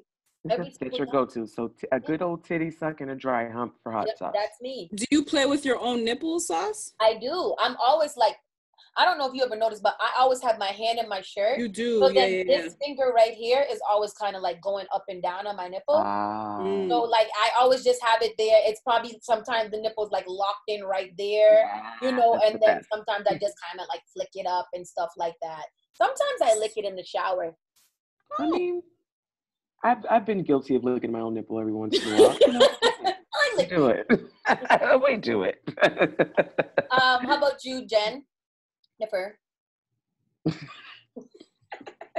Jennifer. Is she frozen again? Yeah, here we go. There you go. Uh-oh. Yeah, I'm here. Oh, there you go. What's your like go-to? I don't know what's going on with this thing. So definitely want to answer that, but I want to ask you, do you ever use like nipple toys? Do you have like clamps or nipple suckers or anything like that that you use with yourself or with a partner? I've thought about it, but I've never done it. And maybe that's something that I should invest in, you know. Play to my strengths. My strengths are my nipples. So maybe if I exactly. You gotta, you know, you can always go for like the stuff that you know you like and then like expand on that. It doesn't always have to be like, I want to try something new. I want to get out the box. Like it can be a level up from what you're already doing. So for me, my things that like always work for me. So when I am alone, I really enjoy my Tracy's dog. I have learned my body well enough to know that I like internal and external stimulation at the same time. So I like something inside while something is on my clit as well. However, when I am with a partner, okay, so like a couple of like things that you should know about me for context. One, very queer. Don't have no intention to do so or experience doing so. So I am so thankful that the women that I have been with have all been like very sexually fluid and free and like open to trying all sorts of things. Also, second is because I have enough titties of my own. So I definitely appreciate asses on other people. So my favorite thing to do with a partner is to like hump their ass, to just like put my clit like right between their butt cheeks and like, yeah, it's a whole situation. I love it. It's my I favorite. want to see that. I do too. My visual is so vibrant that I would like to see that. Yeah, I like that. I like the way that sounds. Yeah, it works for me. Right. I mean, like anybody with a clit could do it with anybody with a butt, but I know that a lot of like men have hang-ups about like laying on their stomach or like being on the bottom having or their whatever. butt humped, you know. Yeah, exactly. Oh, maybe I like to lay on a man's back. Maybe I can hump. Yeah, just butt. go Get the ahead pillow, and like, get the like pillow a lot action. of people might not like, but maybe treat his ass like a pillow. See, just kind of like hump their butt, but then they gonna want to turn around and put their stupid dick there. Yo, you're so on the Mandy train today, and I love it. Whatever. I love it. You're like, oh, that stupid dick. I don't even need it. I've got pillows. Go away. I'm over it. I'm going to a pillow life. Shit. Fuck this shit. I hate them. We're like, in a relationship with pillows. I could have really been, you know, I know. be cutesy and shit. The Pillow Bay. Anyways, Jill Badu. How about you? I'm in bars. Wow. Yeah, by myself, it's pretty much just, you know, my bullet. It does the trick every time. Not the one that got lost, is it? No. I like to gradually increase the speed. The thing is, like, I know what I like. Like, the bullet that I have is nothing extraordinary. It's attached to a cord. But what I like about it is that, like, some of the other ones, they do too much. Like, they have different, like, pulsating. Mm-hmm. I don't need all of that. I literally just need intensity, you know, and at a gradual increase, and I'm good. So by myself, that gets me there every single time. I like, you know, having a partner use it on me too. So with a partner, I like it when I'm using the bullet on my clit and they're eating my ass. Like that every time. Yes. Yeah, every time. All of that. Okay. Yeah, every single time. I feel like I learned something new about Jill every single episode. Again, because I'm such a visual person, the visual is so awesome. Like, I almost felt it, but maybe that's the type of thing that kind of turned me on, is like hearing people talk about stories or seeing like regular storylines in movies, and then there's an intense sex scene. I'd be like, yes, Teresa Mendoza, yes, fuck him, fuck him. Stupid. Get it, boss bitch, you fuck him. Wow. I don't want you to say it like that. Yeah, I mean, I can fucks with that, but that's very cool, Jill. I like that. I like the sound of that. It's a good time. That sounds great. Ooh. It's a good time. Shit, and I don't even know how do I follow up after that. Like, I feel like now I'm vanilla after Jill. Like, I never thought this has happened. This is education. This is sex ed. I just feel like as much as my brain and as much as I love to explore and do different things, like sometimes the good old fashioned shit gets me there. So like by myself, just like Joe, kind of like a straight up, like I don't even have a bullet. I have like this old school pink rabbit with the bunny ears that go crazy like that, and the bunny ears take me there every single time. Shout out to the bunny ears. Take me there. I love bunny ears. But with a person, it actually is more, I'm an oral situation. That here we go with my words. My God. So it's like the kissing, the biting, the sucking, things like that. What is it called? Carnal desire. Yeah, like that animalistic. Just that's what gets me there when I'm dealing with somebody else. I like that a lot as well. I hate it. I too get off on that. I too get off on that. Yeah, I like a lot of aggression. Oh, I do. my God, yes. I do like a lot of aggression. You know, a lot of smart talk. A lot of things I'd be like, you're such an asshole. You know, those kind of things. You're such a dick. Fuck Give you. it to me. Give it to me. Exactly. No, I'm not gonna come here.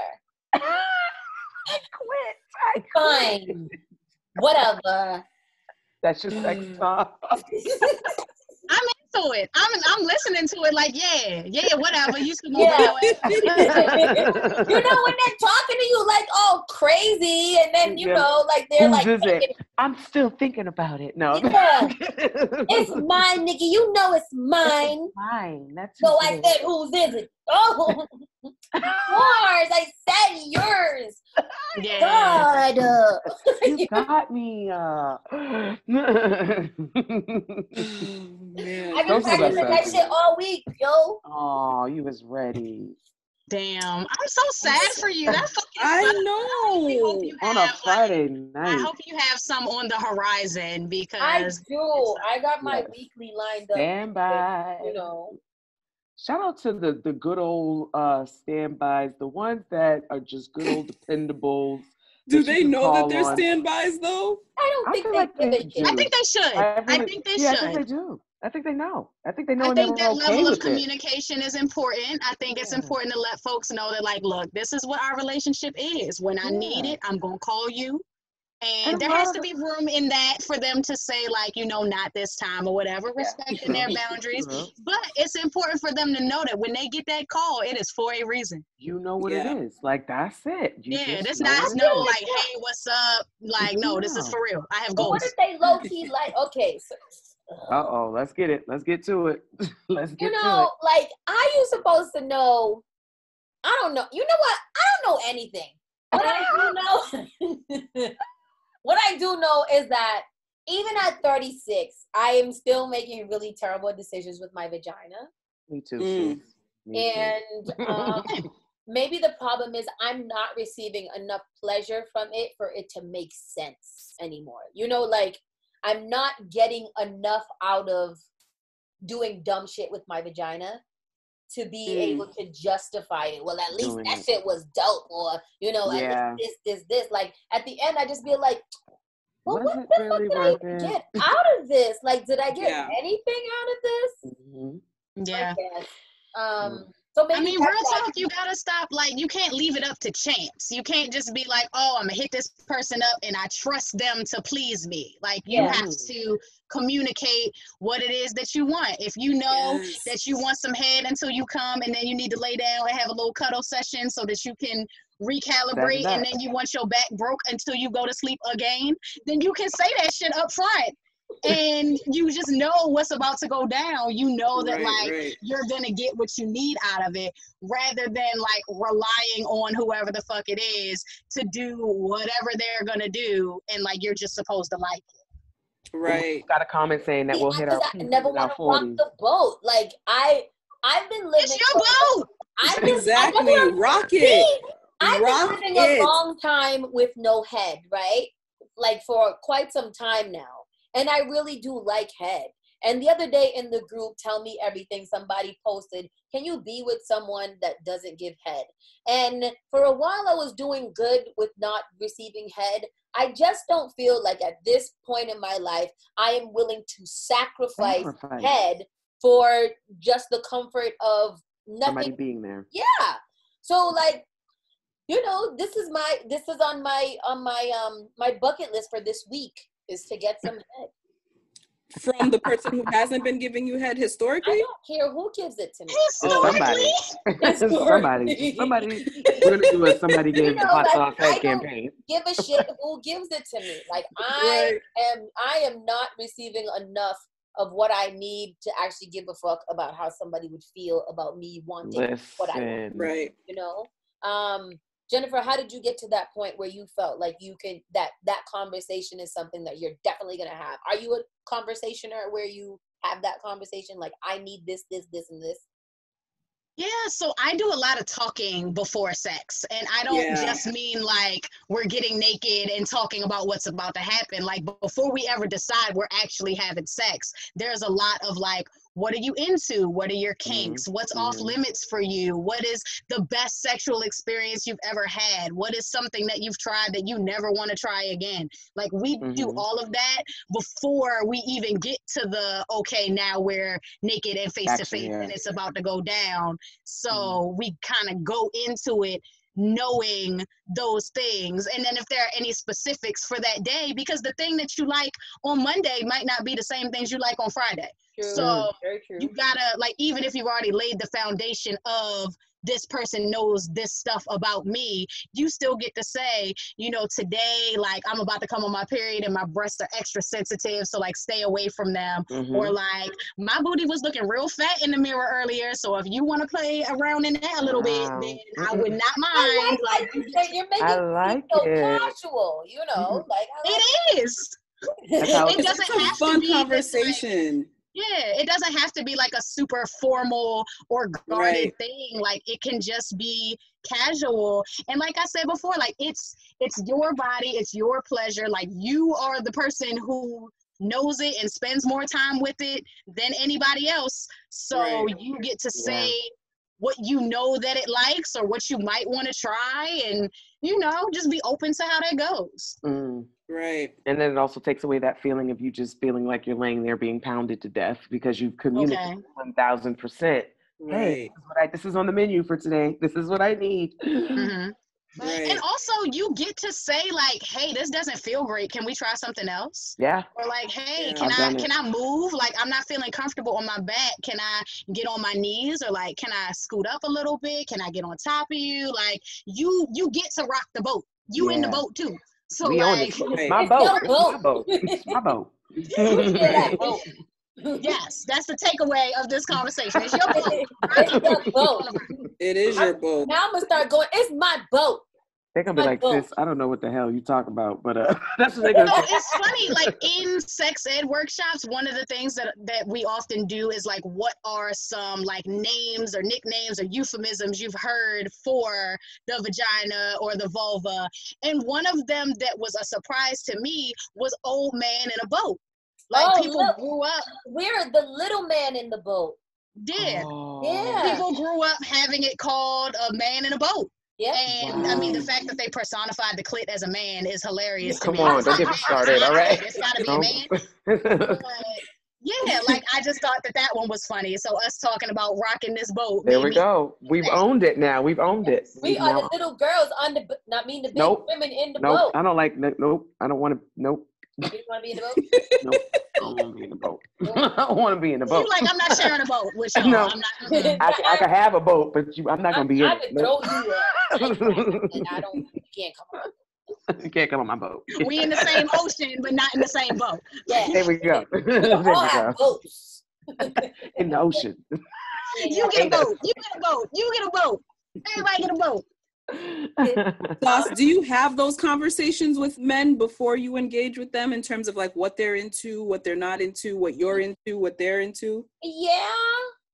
For the most part, because I'm naturally an inquisitive person, like I interview everybody. Maybe that was what the problem was with this motherfucker's son. But anyways, yeah, I do interview everybody, and I'm actually, like, I was talking to this guy before we started live tonight, and this is another one from New York who's completely annoying. But I needed to talk to him today because I needed to have a conversation with someone about what they were doing. And we were talking about his last relationship and what happened and the different things that went on in the relationship. And he was just like, well, the last girl that I told about this, she ended up calling me petty and blocking me. So I was like, oh, really? Tell me about it. You know, like, those are the conversations I want to hear in entirety, like every little bit of your life. From how old were you when you started having sex? Like, who took it? What did it feel like? Like, I want to know all the details so I can visualize it. Okay. Do you share the same about yourself? No. So it is literally an interview instead of a conversation. I like to hear people's stories. I'm coming. I like to hear people's stories. I like to know everything about them. So I listen more than I speak, you know. But I get that. It comes up where I can relate. I'll be like, oh yeah, because this happened to me too. That's how I'll interject. But it's still their story that I'm commentating on, not necessarily telling my life. Does that make sense? So why are you shying away from kind of like that shared vulnerability? Because it's like you're almost asking someone to open up to you, but you're not really willing to give it back. I don't think they ask the questions. Okay. I think so that they're not asking, you're not telling. Yeah, like I said, I'll interject and say if something similar happened to me, but I'm not going to I'm not going to bait them into, so maybe you should ask me about myself. Like, I feel like it's what do you want to know about me? But I don't think that I have it in depth about, I have it about their life, but not what they want from right now, from us. If we were to have sex where they are right now, what kind of pleasure points would they like? What kind of pleasure points would I like? I feel like I just leave that up to happenstance. I never kind of check in. That could explain a lot, Hot Sauce. Because I think that Agreed. conversation would make a huge difference in the outcome. It really would. I mean, just say it. Okay, you can give me that face. It's weird because I actually do relate to you on the side of where we kind of expect vulnerability from the person we're talking to, but don't necessarily come forth with our own. So but I should volunteer that information, like. Yeah, the information about what you require. I think it's a great thing to be in the practice of, and I'm like, it helps mentally, it helps emotionally, because like when you're not in the practice or in the habit of being vulnerable with your partners, you know, like it creates other barriers in other areas of the relationship. And so I typically don't shy away from being vulnerable just because of the fact that I know that like I'll get more out of it by being open. And usually that's how people end up sharing with me. The more open I am, they're kind of like, oh, well, if you sharing, then I guess I might as well be myself too. And so it promotes a safe space where it's kind of like, look, I'm laying it all out there. I like to eat ass. So you cannot be with that, which is fine. But, you know, at least you know where I'm at when it comes to certain things or whatever. And so they're kind of like, oh, well, if you're being that open, I could throw some stuff out there. Hey, here we go. Let's have this conversation. Yeah. And so I think for me, my experience has been like the more vulnerable you are with people, the more they're willing to open up. That's real. That's actually real. And that's a wake up call for me, quite frankly. Said, whoa, that took a turn. Yeah, we love talking about eating ass out here. We love talking about eating ass. I mean, it's real. And I'm with you on that, Jill. Like, the more you come to the table with, like, models the level of transparency that you want from the other person. So if you're able to say, like, whatever your boundaries are, whatever your non-negotiables are, you get to come to the table and be like, look, don't hit my phone after 11 p.m. I really like my ass ate. So if you're not into eating ass, then like our sex probably won't be 100% what I need. And also, like, I'm allergic to peanuts. Like, whatever it is, you need to say, you need to include that all up front. You don't have to wait until you're asked for it, because there's so many questions that people aren't going to think to ask. True. There's so much stuff that you know about you that other people aren't going to think to ask about you. So if you this is a thing that you need or a thing that is completely off limits for you, then like you get to say that shit without prompting. Right. And it's also the way that you figure out if you are actually sexually compatible with somebody prior to having sex with the person. So a lot of people that you're able to just kind of weed out, like, you know what, this isn't gonna work. That's not gonna work. We're not into the same things. And like, honestly, I think Hot Sauce and I would probably have terrible sex because you're muted. You're muted. That was the Lord. That was the Lord. Nobody heard you. That was the Lord. we would have amazing. Would we? Amazing. Yes. Would we? It would be so good. I don't Would even we? believe this conversation. Like, I I'm would. not even I believing think that we wouldn't even get anywhere because I would be blushing so much the whole time that nothing would get accomplished. I'd be like,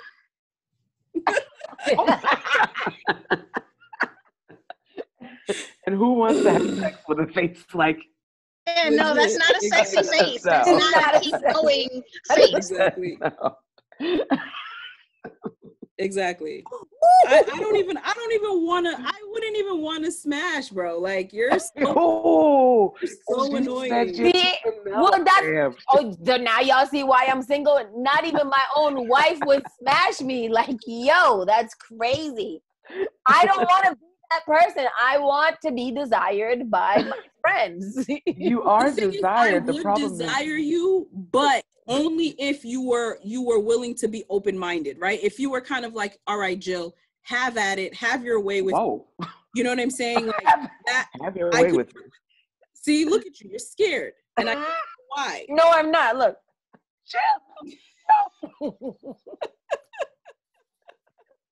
Yeah, but if you're gonna I come just don't. on that vanilla tip, I'm all set. I'm good. Yo, I just feel every week Jill blows my goddamn mind every single time. She's so out of control. Yo, just have your way with me, Jill. It's time. Like, how does it ever go down like that? When does it happen like that? So I'm into this. I'm on Jill's tip. I'm like, look, what's up? I like What's it. happening? Right. For somebody like hot what's sauce, poppin'? no, Yeah. not hot sauce, Jesus. That's never gonna happen. I think it's gonna take a very special person. I'm high. I think it's gonna take a very special person to really kind of bring out that. And I just don't trust people enough to allow them to do that. I don't. Yeah. And Yeah. you know, again, situations like this make me not trust motherfuckers. But anyways, like in general, Valid. I just never feel and I think Jill, you've used this before. I've never felt maybe even safe enough to continue the pleasure that I'm receiving. Yeah. You know, like, okay, I'll let you get me off. That's cool. You know, that's Yeah. cool. But I'm not going to let you make me super vulnerable when I know that your intentions may not be, you know, That's real. good.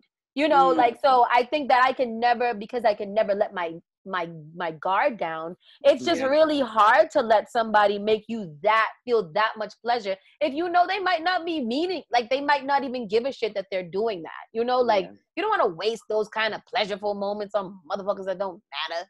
And I mean, I But don't you wanna also sound- get to say that up front. You get to say, like, Yeah. look, it's certain shit that I'm only going to be able to do if I know that you're in this. Like, I can't say the last person that I had sex with, but somebody that I'm hoping to have sex with in the very near future.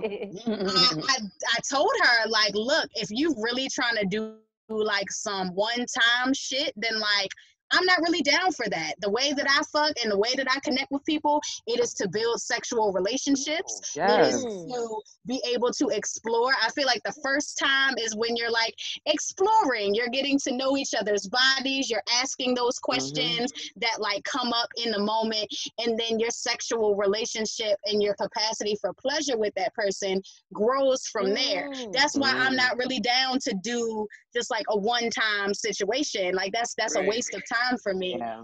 So you get to come into the situation like, look, if you're not really going to be around for a minute, then I'm just not going to be into it. Yeah. And I Don't think expect I anything. don't want to generalize this, but I feel like that's most women. I feel like none of us really completely open up until we feel 100% safe in the situation that we're in. Not to say we have to be in a relationship or anything like that. It's just the partner that we're with. You want Once them we to feel give a safe- fuck about you. Yeah. Yeah.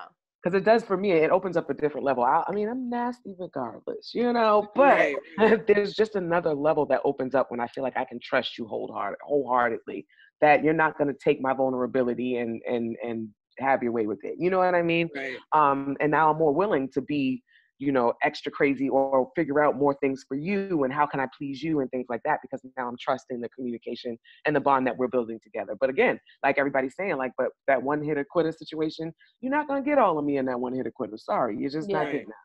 You're not getting it. Jill, how did you learn to have these conversations up front? Well, I mean, it helps that, you know, I'm a, you know, therapist, so Just do it. that helps, right? So the thing is, like, because I work in a space where I'm literally asking people to open up to me, and I understand how hard that is for people to do, in my personal life, I refuse to not have those kind of authentic relationships with anybody that I'm engaged with. And so it's like, if I can't be a safe space for someone to share their wants, their desires, their fantasies, and all of those things, then it's kind of like, what are we doing here? You know what I'm saying? Mm-hmm. So for me, I always want my partner to feel emotionally safe with me. And I think even as my friend, you can attest to the fact that, like, I always want you to feel like you can share whatever, like, Yeah. how crazy it is. If you can't call me and talk to me about it, then, like, what do we really have here? And so for me, emotional safety, sexual safety, is really high on my priority list. And so therefore I give it because of the fact that I like to receive it. Come on. I love this conversation. Say it. This is very good. Yeah, this is very good. I like it a lot. I like it a hate lot. your whole face right now. I hate it. It's so annoying. So annoying. You know, yeah, that's real. No, that's for real. That's really real. Yo, that marijuana has kicked in. Okay. I am just having such a good time, bonding with you guys in general. Yeah. And I'm really, obviously, we talk every week about sex and love and relationships and everything like that. And it is fun because I'm learning so much. Like, I would really like to be like y'all, just free. And I'm going to try to do this vulnerability shit a little bit more. I just hate it. I just hate feeling weak. So guys, I think this is the perfect platform for me to get some advice on how to handle this, right? So like you, Hot Sauce, I have been making bad decisions with my vagina, all right? Terrible. Bad decisions. And when you begin to realize that the decisions with your vagina are causing you more stress than you'd like to deal with, right? I'm almost like in this point where I'm like, all right, time out. Maybe I should just take a time out. Like I did.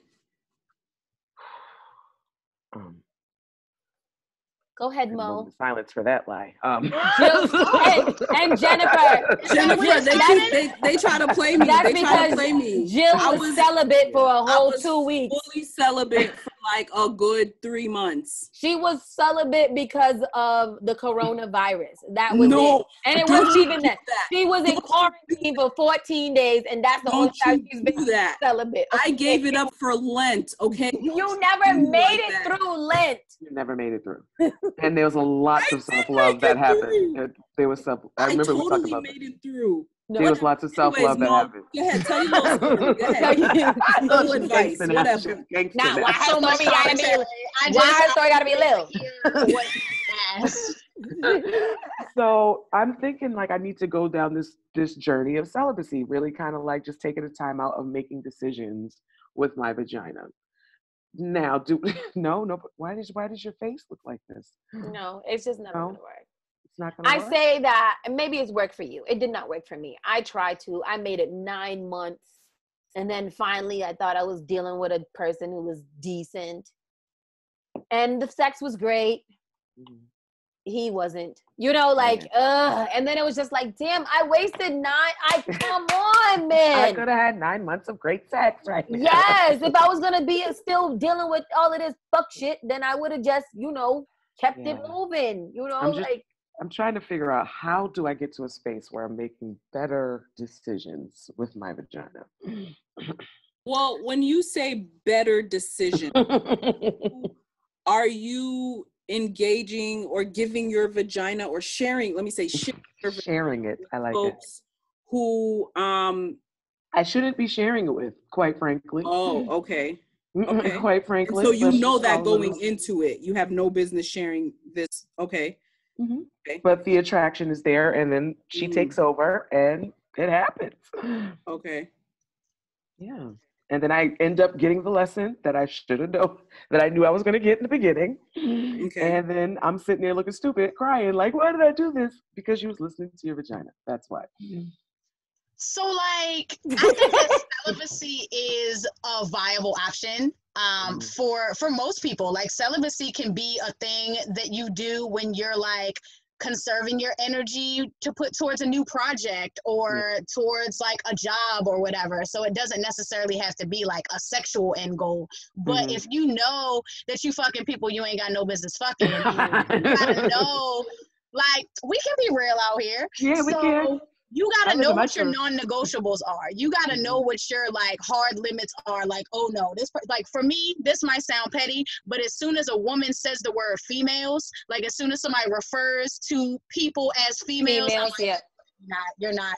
I cannot deal with that. I can't fuck you. I cannot. If you're using the wrong your or their in a text message, automatic turn off. I got a whole degree in English. I can't. You better put that apostrophe. You gotta know your parts of speech. This is not a turn on to me. Like, I understand sometimes in the heat of the moment you type in a little fast. You don't know which is what. If it's like consistent, or if you had like the opportunity to fix it and you didn't. You never fixed it. Yeah. Then like I don't even know that you know any better, and now me and my body are no longer willing to be. Now I'm not attracted. So you gotta know what your hard stops are, regardless of if they're petty or not. And also, like, real talk, like, I think that having a self-pleasure practice that like gives you what you need without another person really helps you from making dumbass decisions. Like, I know that I have a collection of toys that is going to get me where I need to be without human interaction. So this is where my problem is, though, Jen. Look at it, get me together, sis, because for me, that get me together, because, you know, I have the toy arsenal and all that, but again, for me, that animalistic, that biting, the kissing and all that, I can't find a toy to do that stuff. You know what I mean? So, and that body weight. Absolutely. Like partnered sex is a completely different experience, but if you know that like you're only doing this to feed that desire, or you're only with this person because you're craving biting somebody or arms around you or things that you can't get from a toy, then like you either gotta make that shit clear, like, look, you really don't deserve this, but I want to fuck and I'ma just do it, and it really doesn't mean anything. Like, people say that I'm mean all the time. I believe them. I don't think I'm mean. It's all about their version of reality. I've said to people that like, I want to fuck you, and this really is not a reflection of how I feel about you. I have no desire to be with you, but I really want to have sex. And I so, like that realness. And how does that go over? Tell me about this. I mean, it could go a variety of ways. Sometimes it's like, oh, great, I wasn't looking for anything serious, so this is wonderful. And then sometimes it's, well, damn, I'm really feeling you, so like I don't know what to do with the fact that you just want to fuck. And so it can get messy, and it can, you know, spill into a whole set of undesired things, but that transparency and that realness, right, is so important. Like, I gave you this information, you get to do with it what you want. That person also gets the option to be like, I don't just want to be a body for you, I don't just want to be a vessel for your pleasure, so like I'm gonna tap out. So you can bring that awareness and still get what you need out of the situation. See, that's why I'm a fuck girl, because I feel like I'm not going to tell them because I don't want them to leave, because I like to fuck them. That's called abandonment issues, baby. We need to talk about that. Can we unpack it? We gotta unpack, honey, because I got the same. Can we? I feel it, but then I have, when I do all my little unpacking, I'm like, where was I abandoned? Who abandoned me? I do have a bit. I say that all the time. Who left me? Who did it? Mom and Dad's here. Who left you? Yeah, I try to dig down all the time, and I'm like, why do I have this anxiety about people leaving me that I like? Like, if I like you, I don't want you to ever leave.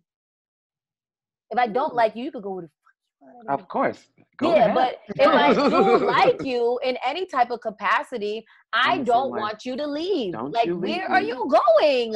But I've never been. But I understood mine. That's what I'm trying to figure out, sis. We got to figure out who left. Like mine, it's clear as day. Dad left.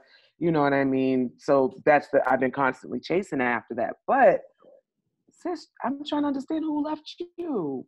I'm gonna have to Yeah, talk like to tracing your origin story can be so important. Like figuring out where your like traumas happen, so you Mhm. know what your emotional responses are. But Mhm. also, like I talk about origin stories a lot in terms of kink. Like there are a lot of folks who are into whatever it is that they're into as an adult, and they're able to trace it back to like, oh, well, here's this thing that I really enjoyed as a kid, or like here's Mm. this experience that I had as a teenager that like really stands out with me, and now I'm like incorporating that into my kink identity. So like, Gotcha.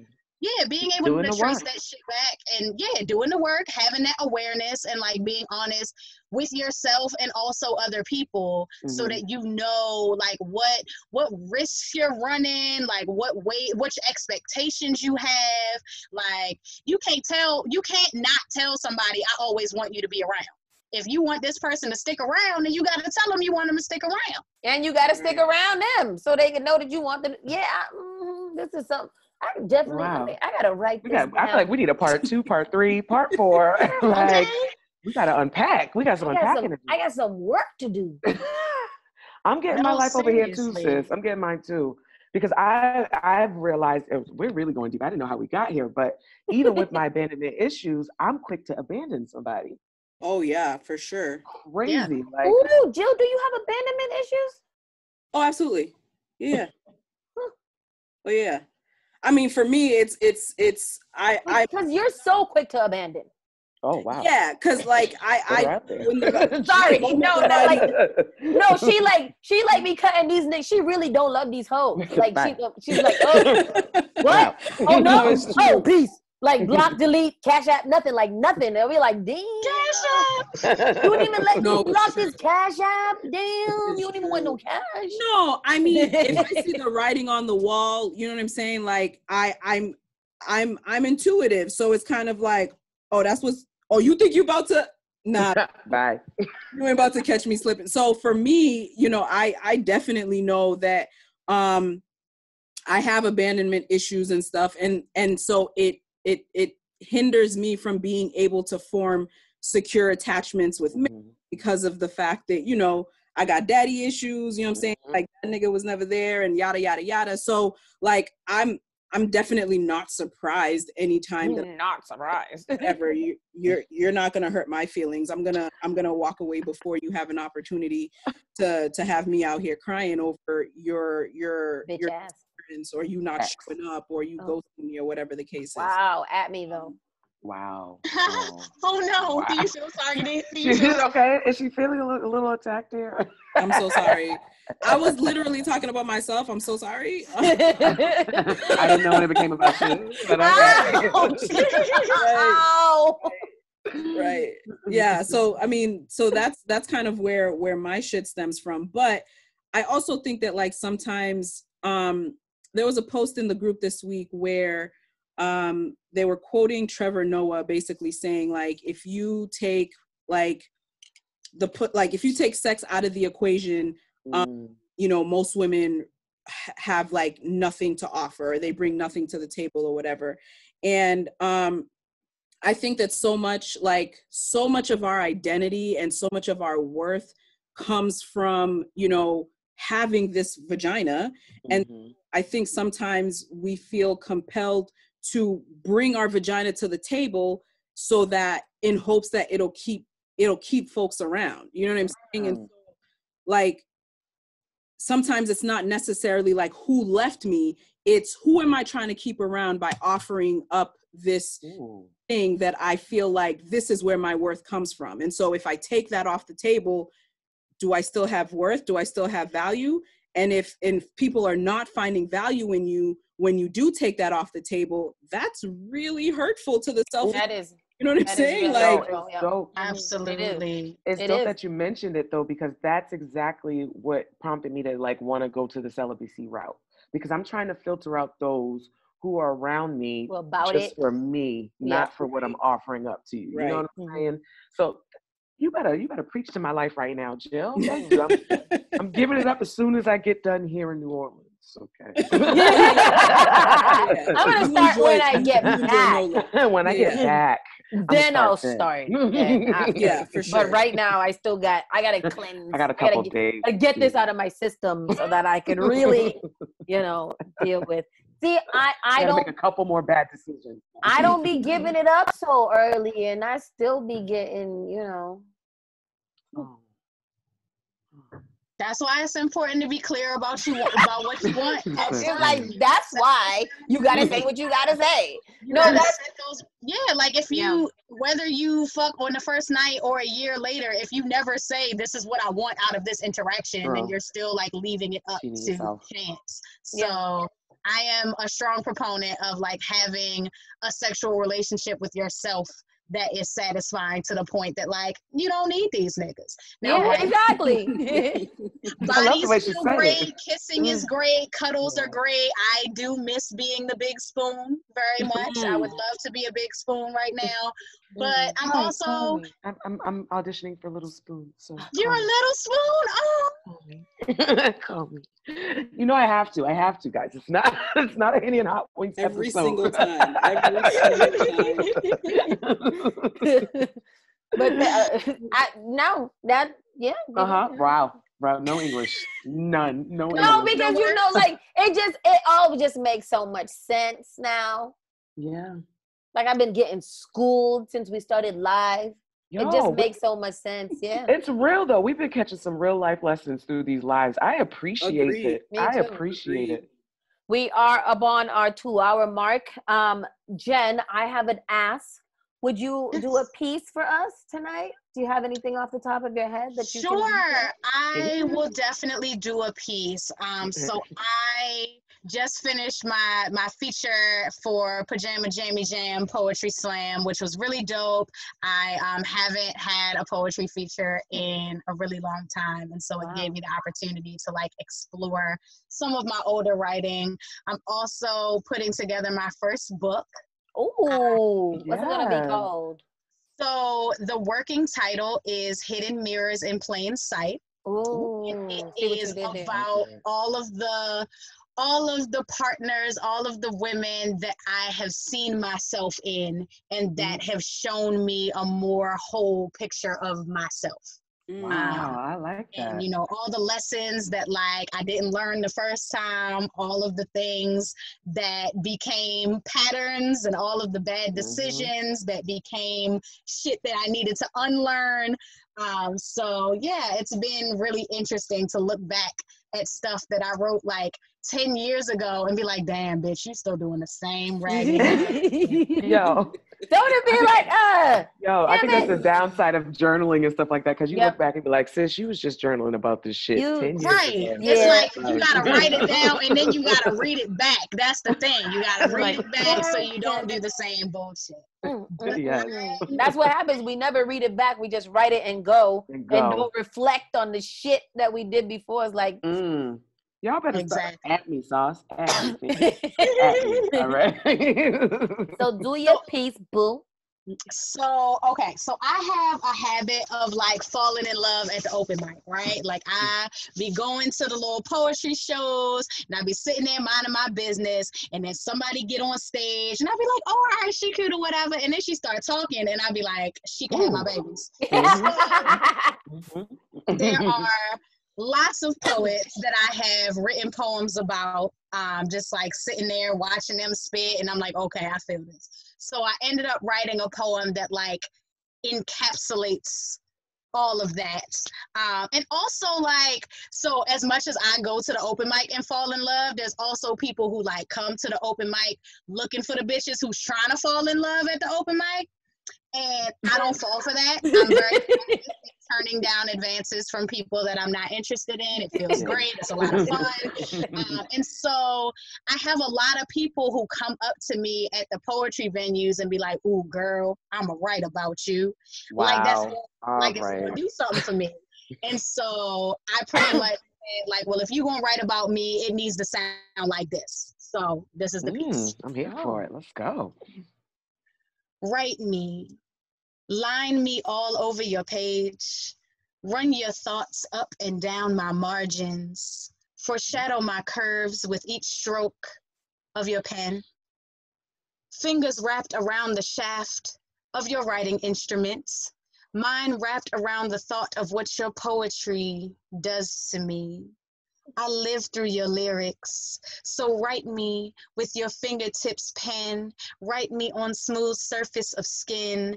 Write me between lines and sheets. Write me in the places your darkness keeps hidden. Just listen.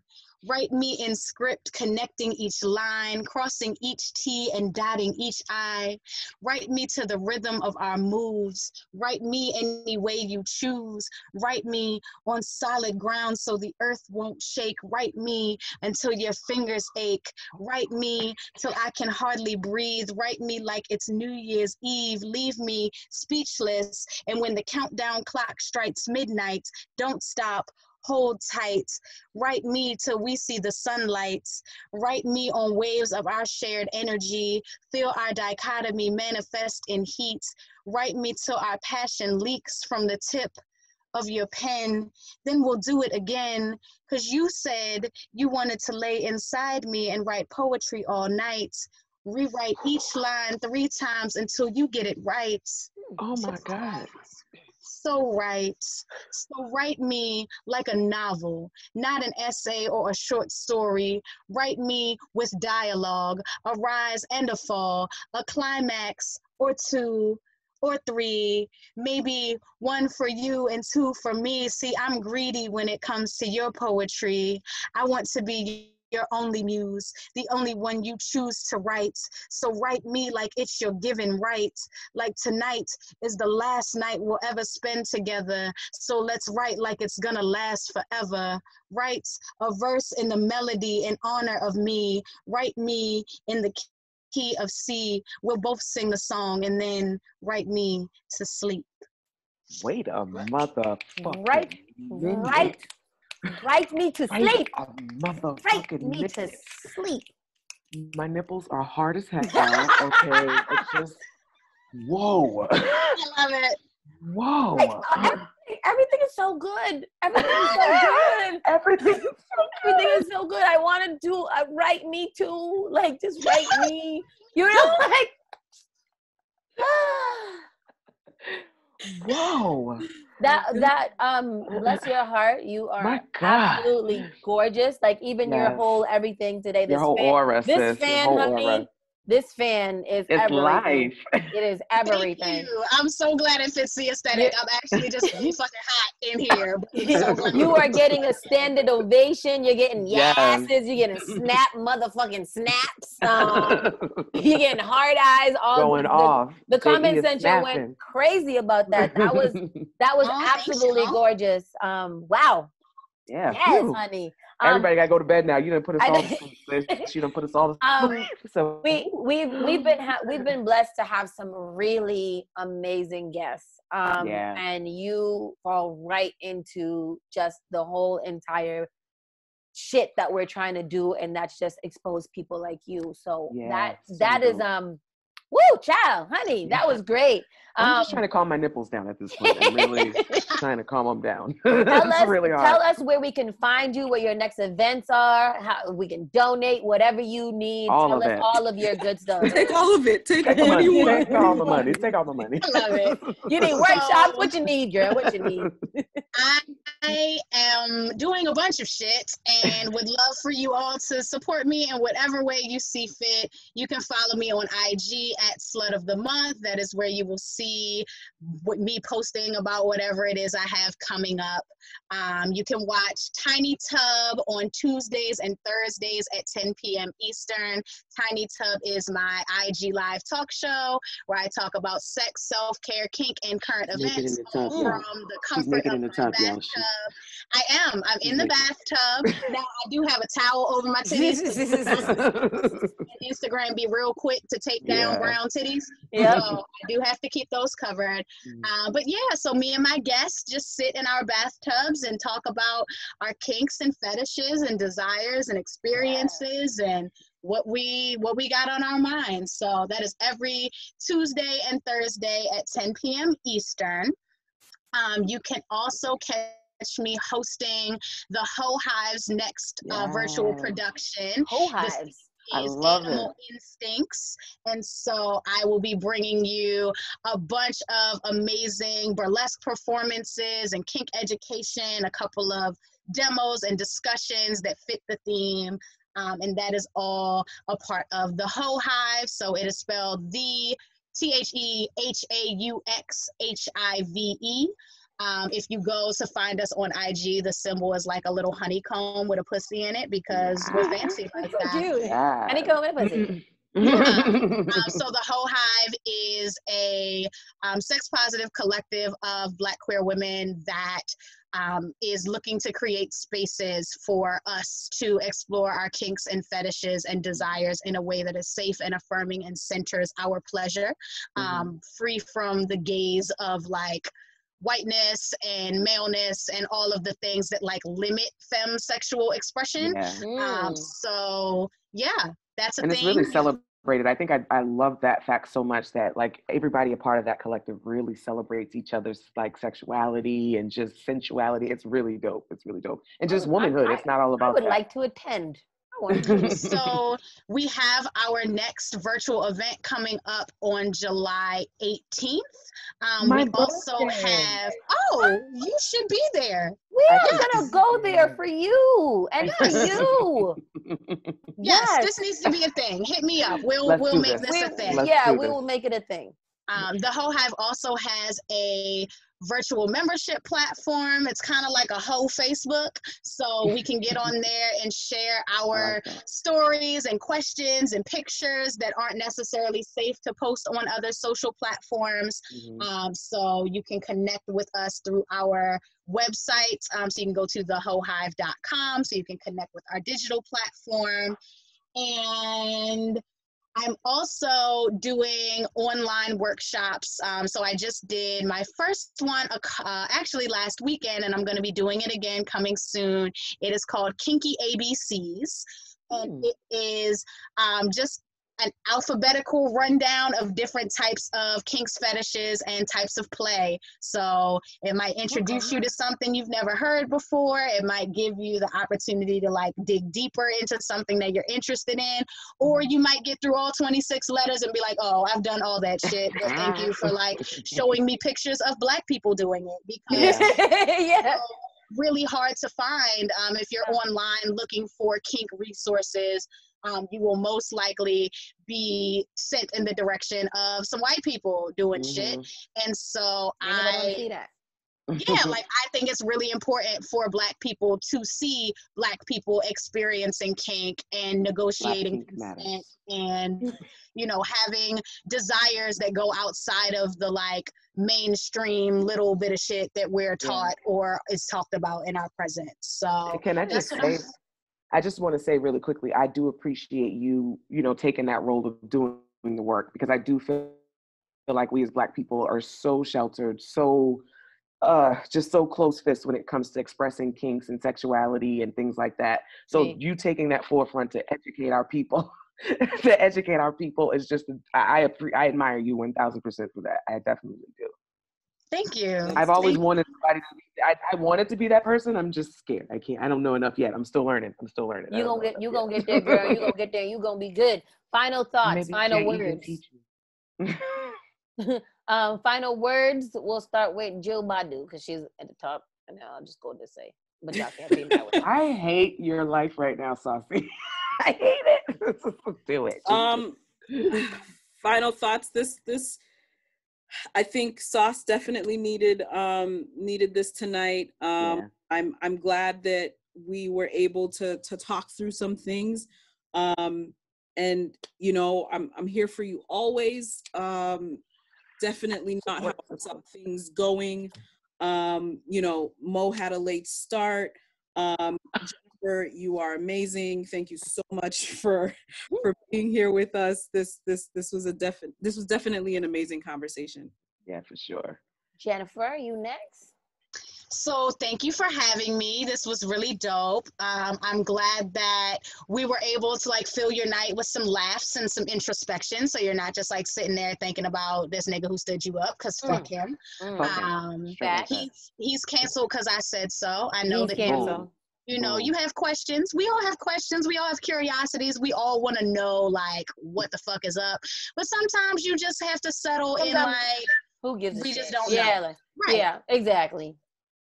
So my takeaway that I want everybody to walk away from this with is, like, find a way to pleasure yourself. It doesn't have to be in, you know, a way that you might have thought of prior to this conversation. We was talking about humping pillows, and it's like, Pillows. oh yeah, I'm grown and I can hump a pillow. Like, yes, do what the it's fuck okay. makes you feel good.